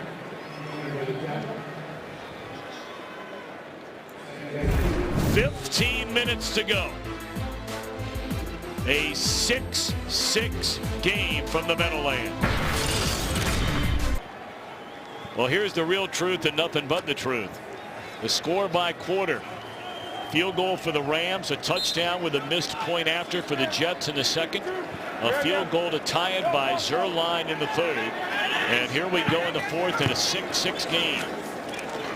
And a first down carry by Matt Forte is up to the second down carry, rather, is up to the 40-yard line, and that's enough for a first down. And now some extra stuff going on, and penalty flags come down on the play. Giacomini's been in the middle of some of that all day today. After the play was over, personal foul, unnecessary roughness defense, number 91. 15 yards, first down. That's a local kid from Staten Island. Played at Curtis High School. Dominique Easley, number 91. See, Giacomini came in number 68. He was doing what the offensive linemen call cleaning people off of their runners before the whistle blows, and Easley took offense to it, got up and gave him the shove. And one more time, folks, say it with me, partner.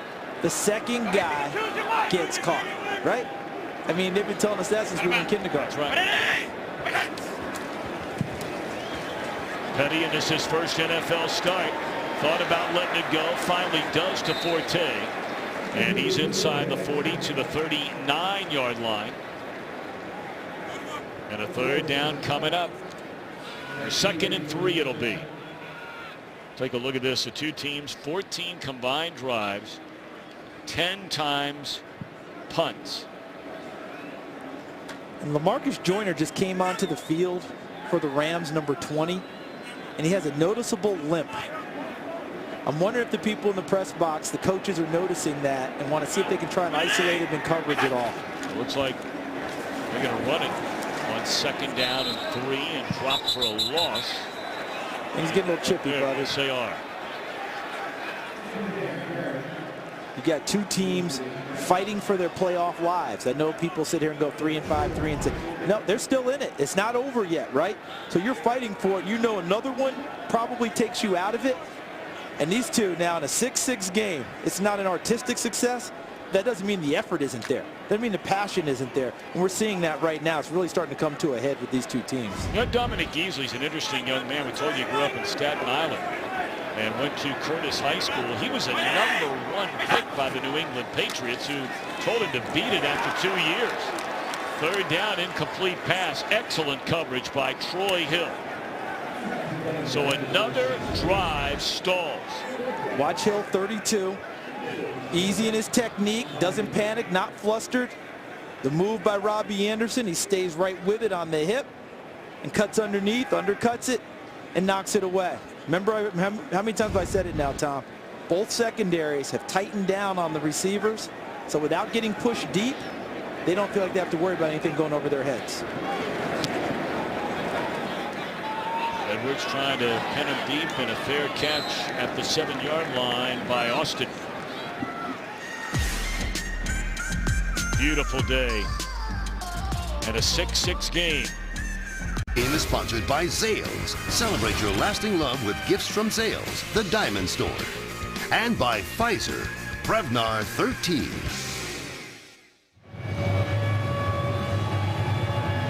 Well, after 4 consecutive losses,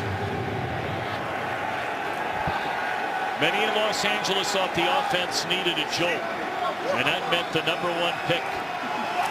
Jared Goff finally getting into a game for the first time. In fact, the Coliseum, you could hear the chants very late in the game against Carolina.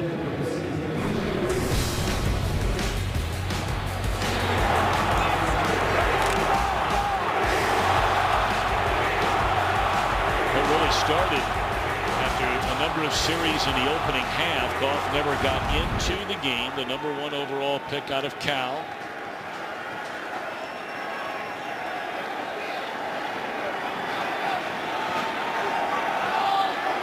They made a huge trade as this is Gurley off to the right side on 2nd down, and he picks up maybe 2. You know, you look through the #1 picks overall, and you know, the first interception they threw, first pass they threw in the first game, Jamarcus Russell and Alex Smith, the only one not. And I circled Russell because he was the last one of those guys previously that didn't take the first snap of the season because he held out. Did not start game 1. That's a catch made by Britt, but again, the question is, did he get enough for a first down? Doesn't appear to be by how they're pacing it off. I think he's a little short on that. And Charles, I got to tell you, you know, of all of the plays and the ineptitude on offense that we have seen in this game, if I'm a fan for either one of these teams, that play right there we've seen 4 times already in this second half, where on 3rd and whatever the distance, the receiver did not get to the first down marker. And I think part of that is the tight coverage is preventing them from getting deeper and coming back, and it's making it tough. We have an injury. Tim Barnes is down right now. Barnes able to get to the sideline. 6-6 game is Tavon Austin, who only has 4 touches in this game so far today. 2 rushing attempts, 2 receptions, and we always look out for Hecker. Exactly, and the Jets left their defense on the field for precisely that reason, Tom. They played what we call punt safe. Look at this punt, all the way back to the 5-yard line. And Jalen Marshall is struck down at the 14-yard line. That Hecker is some kind of weapon. I mean, what a weapon he is. Well, I go back to something Jeff Fisher told us a few weeks ago, that if I get into games where it's field position is going to be key, I love my punter and I love my gunners. And that just came up because a 78-yard punt and not much return. Because normally when you punt it that far, right, we say, oh, you outkicked this cover, should be a gap to run through. Not much was there. They covered that really well. So Jeff Fisher's words may come to pass today.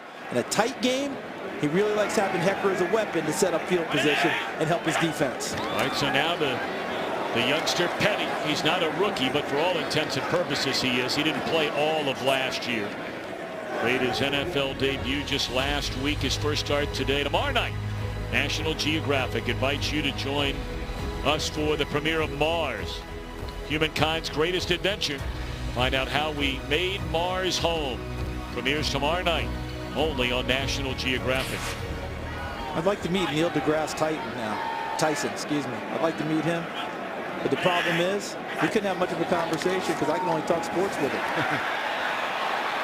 Petty will throw moving to his left. It's incomplete.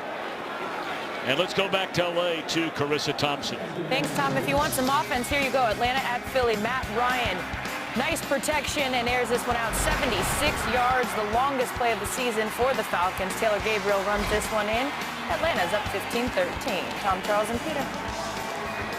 All righty, Carissa, thank you very much. The Eagles just missing on a 55-yard field goal attempt, so Atlanta remains in front. Nearly a full quarter to go. And 3rd and long here, and you can see the pressure package that Greg Williams has together up near the line of scrimmage towards Bryce Petty. Third down, Brandon Marshall back into the game. And very lucky that wasn't picked off by Alec Ogletree. He's able to knock it down. It's another 3 and out. Watch how this starts. Watch Ogletree show pressure and get back into the passing lane. You might say, my goodness, a middle linebacker with that kind of range. You know, he went to the University of Georgia as a safety before becoming an outside linebacker, now moving into the middle this year with the Rams. But this is what Jeff Fisher wants. The pressure on his defense to try and help out his offense. They get a turnover, but they force the punt, and they should get better field position. And with no Tavon Austin, they put in Pharaoh Cooper. Well, that's a nice play by Cooper, who's only playing in his second game all year long. They put him in to return a punt, and he fields it with great field position. On Fox is sponsored by Citizen Echo Drive watches, powered by Light.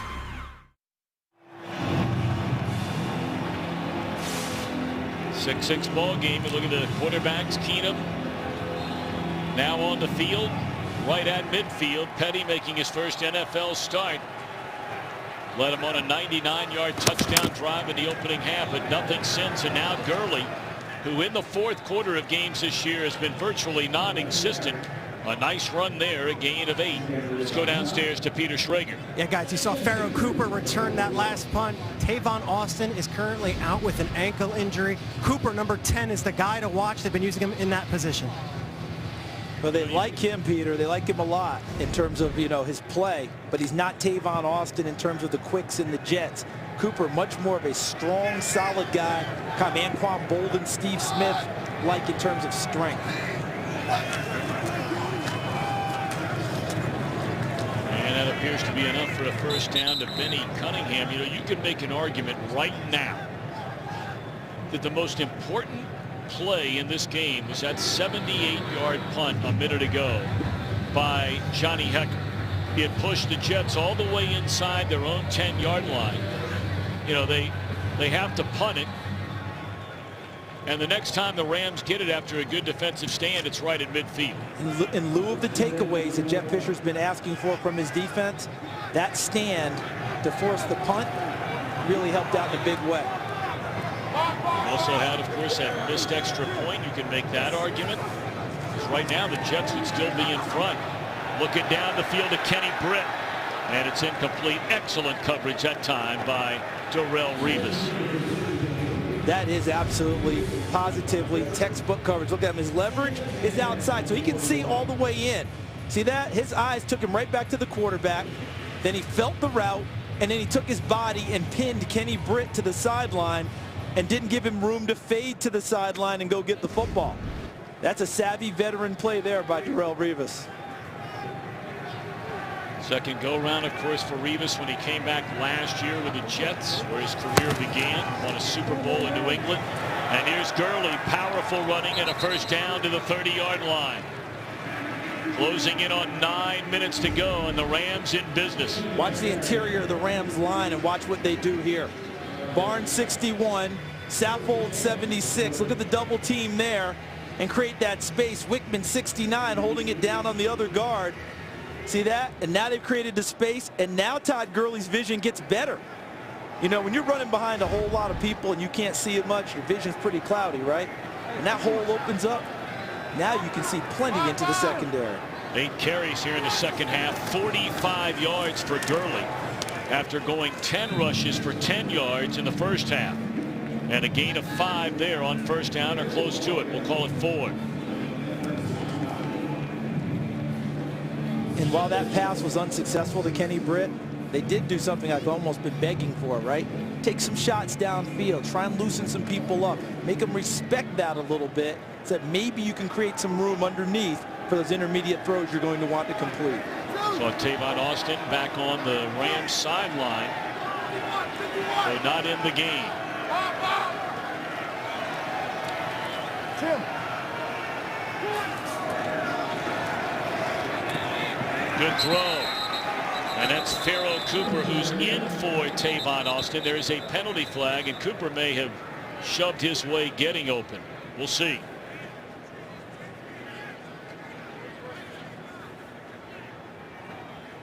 Is he working on Buster's screen there, 41? He's a very physical corner. And he had a rough night in Arizona on a Monday night. You remember that? Oh, yeah. 3 straight holding calls against him, 4 penalties overall, I believe, that night. But he's bounced back pretty well since then. Well, obviously, this call is against the Jets because Ed Hockley is talking with Jeff Fisher about what he wants to do. Illegal hands to the face, defense number 24. That's before the pass was thrown. The penalty is declined. The play results in a first down. Pharoh Cooper, his 2nd career catch. So right here, this is Revis, who's been on Britt all game long. He's traveled with him. And there it was, that little short punch right to the face. Didn't mean to get there. He was trying to take his hand and put it in the chest of the receiver to knock him off the route. Got up a little bit too high. First down to 10 at the 20-yard line. Gurley cuts it back to the inside, and now you're starting to see that yards per carry begin to pick up a little bit here. He's averaging well over 5 yards per carry here in the second half. And Austin back in the game for the Rams. And you know what else you're seeing? Some better movement up front on the line of scrimmage. His offensive line winning those battles there on this drive. You know, we haven't called Lance Kendrick's name really all game long, and I expected him to have a big game. He's split way out wide now. I think that's an illusion. I don't expect him to be the primary guy on this pass play. He's had 7 catches in each of the last 2 games as Kendricks. Throw and incomplete. No penalty flag. Screen and coverage of Austin. A 3rd down. A little bit different in terms of size working inside for Tavon Austin. Because he's a little bit smaller, he doesn't get to use his body the same way a Kenny Britt does, right? A Brian Quick does, where they can screen off a defender. The defender's the same size as he is, if not bigger. 6 out of 14, 3rd down for the Rams. This is a big one. If the Rams can score a touchdown, the Jets are in a world of trouble, because their offense has done virtually nothing all day. Neither team has. Force them to kick a field goal, you're all right. They're looking for Cunningham out of the backfield. And you know, Charles, you can sit around and I think any game you watch, college or pro, the easiest thing in the world to do is sit around and critique the play calling. Yes. But it does make you wonder on this drive. The first down carry from the 20, you get 4, close to 5 out of Gurley. He leaves the game. You throw a crossing route incomplete. And now you're throwing a running back, basically a jump ball in the corner of the end zone. Yeah, they thought that what they were trying to do was get the wheel route and get it isolated on a linebacker. But they ended up with Darren Lee, who's a former cornerback in college and can run with running backs. Field goal try, and it is good from 34 yards out by Greg Zuerlein. And the Rams are in front 9-6. Great coverage by the rookie Lee.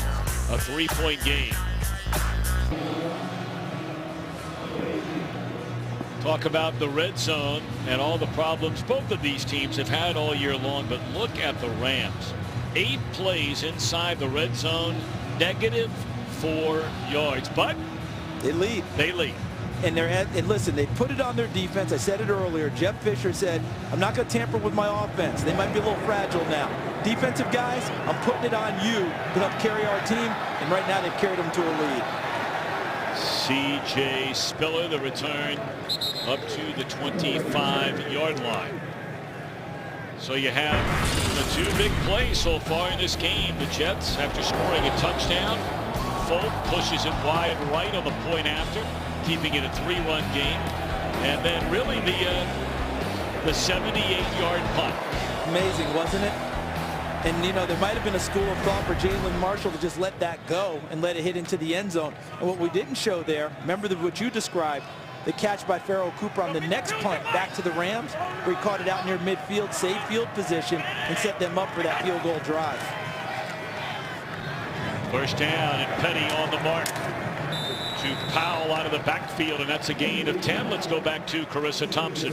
Thanks, Tom. Well, coming up after your guys' game, America's Game of the Week. Dak Prescott and the 7-1 Cowboys on the road to take on Ben Roethlisberger and the 4-4 Steelers. 2 storied programs right there. 11 Super Bowls between these 2 teams. It's going to be a good one. Tom? Looking forward to that one. But right now, this is all about Bryce Petty. Young man who made his NFL debut last week. Went 2 out of 2 when Fitzpatrick injured his knee, but Fitzpatrick came in to finish the game. And he'll feed Powell again, and that's up to the 40-yard line, a gain of 5. 6 minutes to go. Can Bryce Petty, and this is first NFL start, can he bring his team from behind and win in the fourth quarter? That's how you get your name in bright lights here in New York. Not only do you do that, but maybe you force them to make a decision to leave you in the lineup when Brian Fitzpatrick is healthy. So that's what it comes down to for Bryce Petty here. And the Rams are counting on him not being able to nickel and dime him all the way downfield. Oh, Forte is still on his feet. He should have been dropped behind the line of scrimmage. He ran right through a tackle, 3 yards behind the line of scrimmage, and turns it into a first down run. Let's see if the fundamentals were there. There's a tackle by Ogletree, but he didn't bring his arms with him. Didn't wrap him up. Got the initial pop, but without the wrap up. Watch Forte. Bounces, spins, and gets upfield. 95 rushing yards now for Forte, 11 more out of the backfield. Catching the football, so 100+ yards from scrimmage day. Short drop, quick throw, should have been had. C.J. Spiller unable to get it. 5 to go. It almost appear like when Spiller came out, almost a little surprised that the ball was on him so quickly. Almost.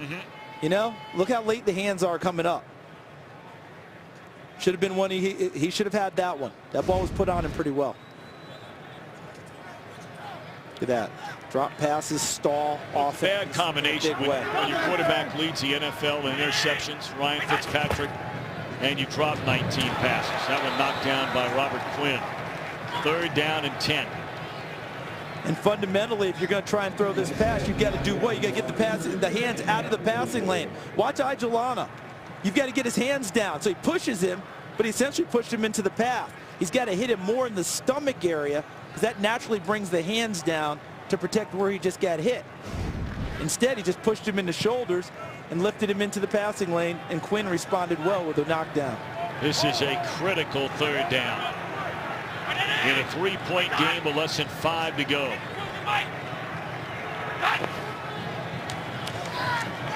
Good protection, and now the pocket collapses, and that is a forward pass incomplete.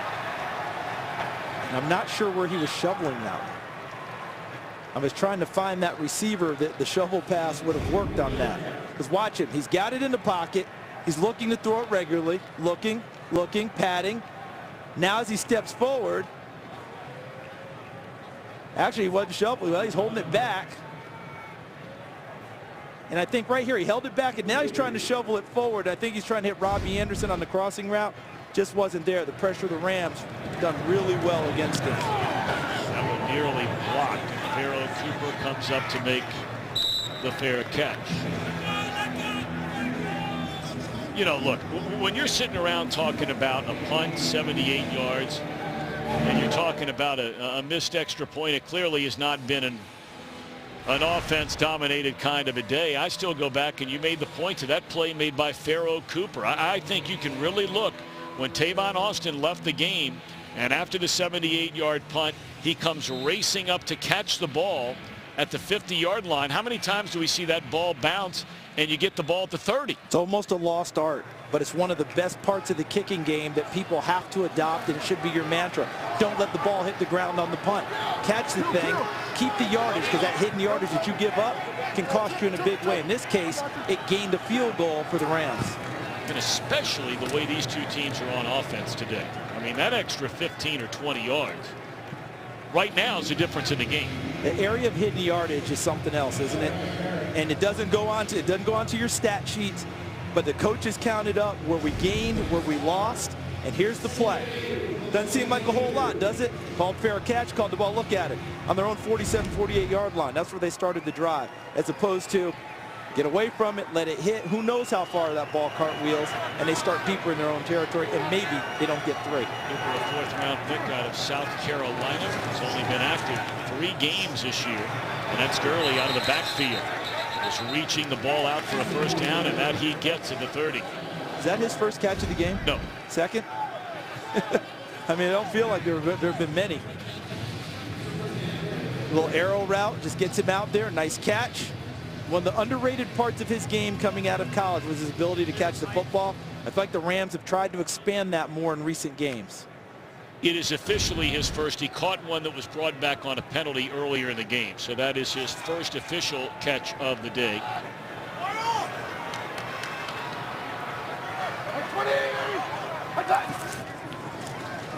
And now 4-minute offense here to try and put this thing away. Penalty flag down, and Gurley across midfield. They may have wasted a terrific run by Todd Gurley.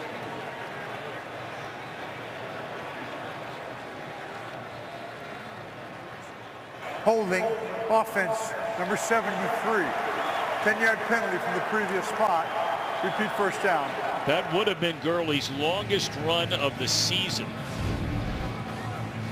So watch, Robinson 73, who's had penalty troubles in his career, and you see him get a hand right there on number 91, Sheldon Richardson. And you see that paw grab there, and that's where the flag came. Last year, Robinson had 16 penalties, came into this game with 10 in 2016. Still adjusting from that run-first offense at Auburn, but a different style of running game. They love his athleticism. He's got to curb those penalties.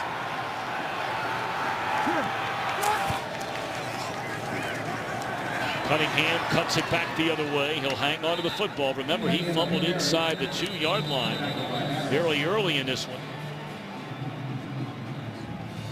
And now a timeout will be called by the Jets, their first. Stopping the clock with 3:51 to go. Petty hoping to get the football back one more time. Now, we've talked throughout that this isn't one that's going to go in the offensive Smithsonian of the NFL. We understand that. That's a safe bet. Okay. But turnovers, no one's turned it over so far. So right now, the Jets in this position, a turnover would be absolutely huge and key. Because, again, the Rams have talked all week long about we got to help our offense, we got to help our offense. They didn't get it done with takeaways, but their defense is still playing well. Well, the Jets have played well, but a takeaway here is paramount because the offense has struggled to move the ball in the second half. For many of you, we'll hope to bring you bonus coverage of that game just down the road in Philadelphia. What a win that would be for the Eagles. Of course, locals, the Giants, will be playing here tomorrow night against the Cincinnati Bengals. And Dallas coming up later on Fox at Pittsburgh. That did not fool anybody on second down. Third down coming up, and it's an important as the Jets will spend another timeout. And we check in back in L.A. with Carissa Thompson. Thanks, Tom. You mentioned that Philly game. Here's your update. Ryan Matthews with this 5-yard touchdown run. That's his second of the day. They decide to go for 2. And again, Ryan Matthews gets the job done. The Eagles lead 21-15. And like you said, time permitting, we'll get you guys out to this game. Tom? Philadelphia's had a couple of back-breaking defeats consecutively. That game against Dallas that went into overtime, where they blew the 10-point fourth-quarter lead that they lost here against the Giants a week ago. They've been very good at home. There's a lot to like about that Philadelphia team. They're not a perfect team. No, but they've got some nice parts. They also had a great opportunity in Detroit to win a game earlier this year. That would have we were there. Would have made them 4-0. Man who just scored that touchdown, Ryan Matthews, a key fumble in the fourth quarter. I think Jeff Fisher wants to put this game on his defense again. He's just telling them, make sure there's no major mistakes deep in your own territory. Need to get to the 40 for a first down. They nearly had a mishandled snap there. Case Keenum did a fantastic job catching that snap.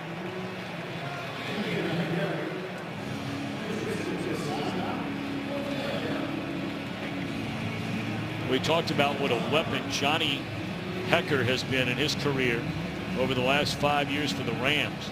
That 78-yarder. Time for the longest in the NFL this season. Last year he led the NFL in gross punting, net punting, and the most punts inside the 20. Kind of the triple crown for punters. And he's having another season similar. We're going to let this run all the way down and then spend a timeout.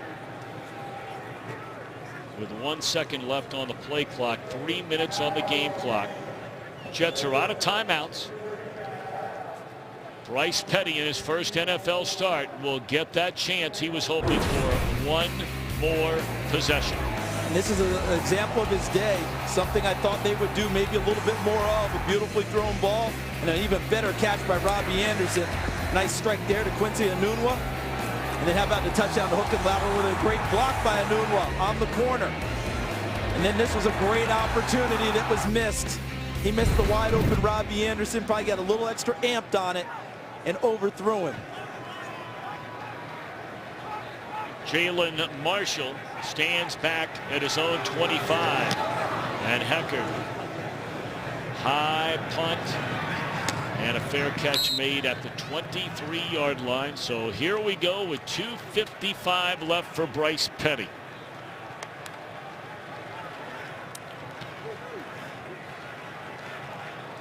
Of course, a mixed extra point right now is a big deal, and then if you could get into field goal range, you kick it successfully, you win it rather than tie it. But, you know, when things are going the way they're going for you, you'll take 3 any way you can get it, win or tie. And this will be fun to watch, the chess match of what Chan Gailey, the offensive coordinator, will do with Greg Williams, the defensive coordinator. First down catch, a peak for a gain of 5. And the reason I bring that up is the Rams aren't like many other defenses in the NFL in these situations. A lot more people will play off coverage, a little softer to make sure no one gets behind them. Greg Williams is not averse to bringing pressure in these situations too. Just a 4-man rush this time. They dump it off to Powell out of the backfield. And he is wrestled down to the 38. That'll be a first down. The clock continues to run. Plenty of time. This is the old John Wooden adage there if you're the Jets. Be quick, don't hurry. Plenty of time. Get up the line of scrimmage, make sure you're set, make sure you're in your best play. Final play before the 2-minute warning. We think Powell is chopped down, and that will bring us to the 2-minute warning. Petty trying to lead his team on a game-tying, perhaps game-winning drive.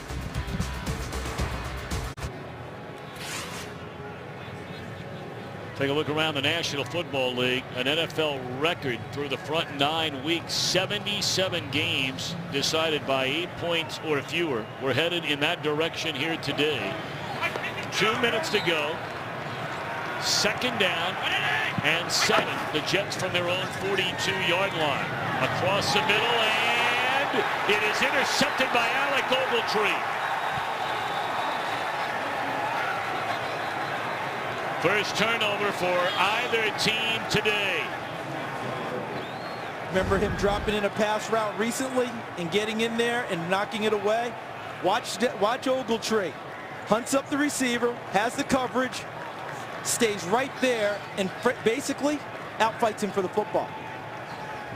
Ball's thrown inside, so it's a tough catch for Enunwa because he had to go back inside to get it. That was really much more in Ogletree's space than Enunwa's. And a great job by Ogletree, outfighting him for the ball, catching it, and giving the Rams the football. That's a terrific play. I'm telling you, Alec Ogletree moving inside the middle linebacker, something he wanted to do, wanted to be the guy with the responsibility, and he comes up with the game-winning play. Nothing the Jets can do to stop it now.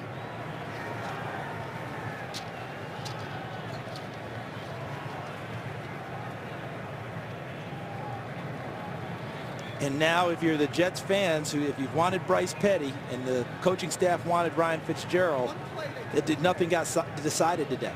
Okay, unless you say, well, if at 3-7 we go ahead and make the move. But Petty didn't exactly take it and secure it. So that's a tough one, you know, for the coaching staff to decide what to do, because Todd Bowles is not going to make any changes until I think this season is flat out decided. And hey, look, on the flip side of all of this, how about Jeff Fisher? I mean, you know, Fisher has a contract through the end of this season, at least a signed deal. There are some that believe he has a contract on a wink-wink a little bit longer than that after going through another move, as he did from St. Louis to Los Angeles. You know, they had lost 4 in a row after starting the season at 3-1. This is his 22nd year as a head coach in the NFL. He has only taken 6 teams to the playoffs. I think as they go forward, they're going to have to ask themselves, one, is Jared Goff ready to play? Our guys in the pregame show talked about it, and they were emphatic that they thought Goff should be playing. But even beyond that, It's what you keep putting on this defense. That's a hard way to go for this defense, where every week, every possession you play on D could decide the game for your team. And that's a tough way to win ball games throughout. But today, my hat is really off to that Rams team. Because my goodness, today, I'm talking about that Rams defense. Absolutely. They were sensational today. And hey, 4-game losing streak is over. And Charles, we were talking in their division, even with a 4. You know, these Rams can walk away and make the long flight back home at 4 up and 5 down. That's one more win than the Arizona Cardinals have for second place. And 4 wins right now, you're in the hunt. And don't forget, wild card in the NFC. And don't forget this about this Rams team. They've already beaten Seattle. They've already beaten Arizona. Seattle at home, Arizona they beat on the road. Within the NFC West division, this Rams team always plays tough. It's outside the division that they have their issues. That's right. So inside that division, if it's close, never bet against this Rams team when they play Seattle and Arizona, because they come ready for them. You're still going to be asked about golf. You come away with 9 points in a win. So Jeff Fisher will be answering that before they go to Miami. Bet on Keenum in Miami. Let's send it to the gang back in Los Angeles.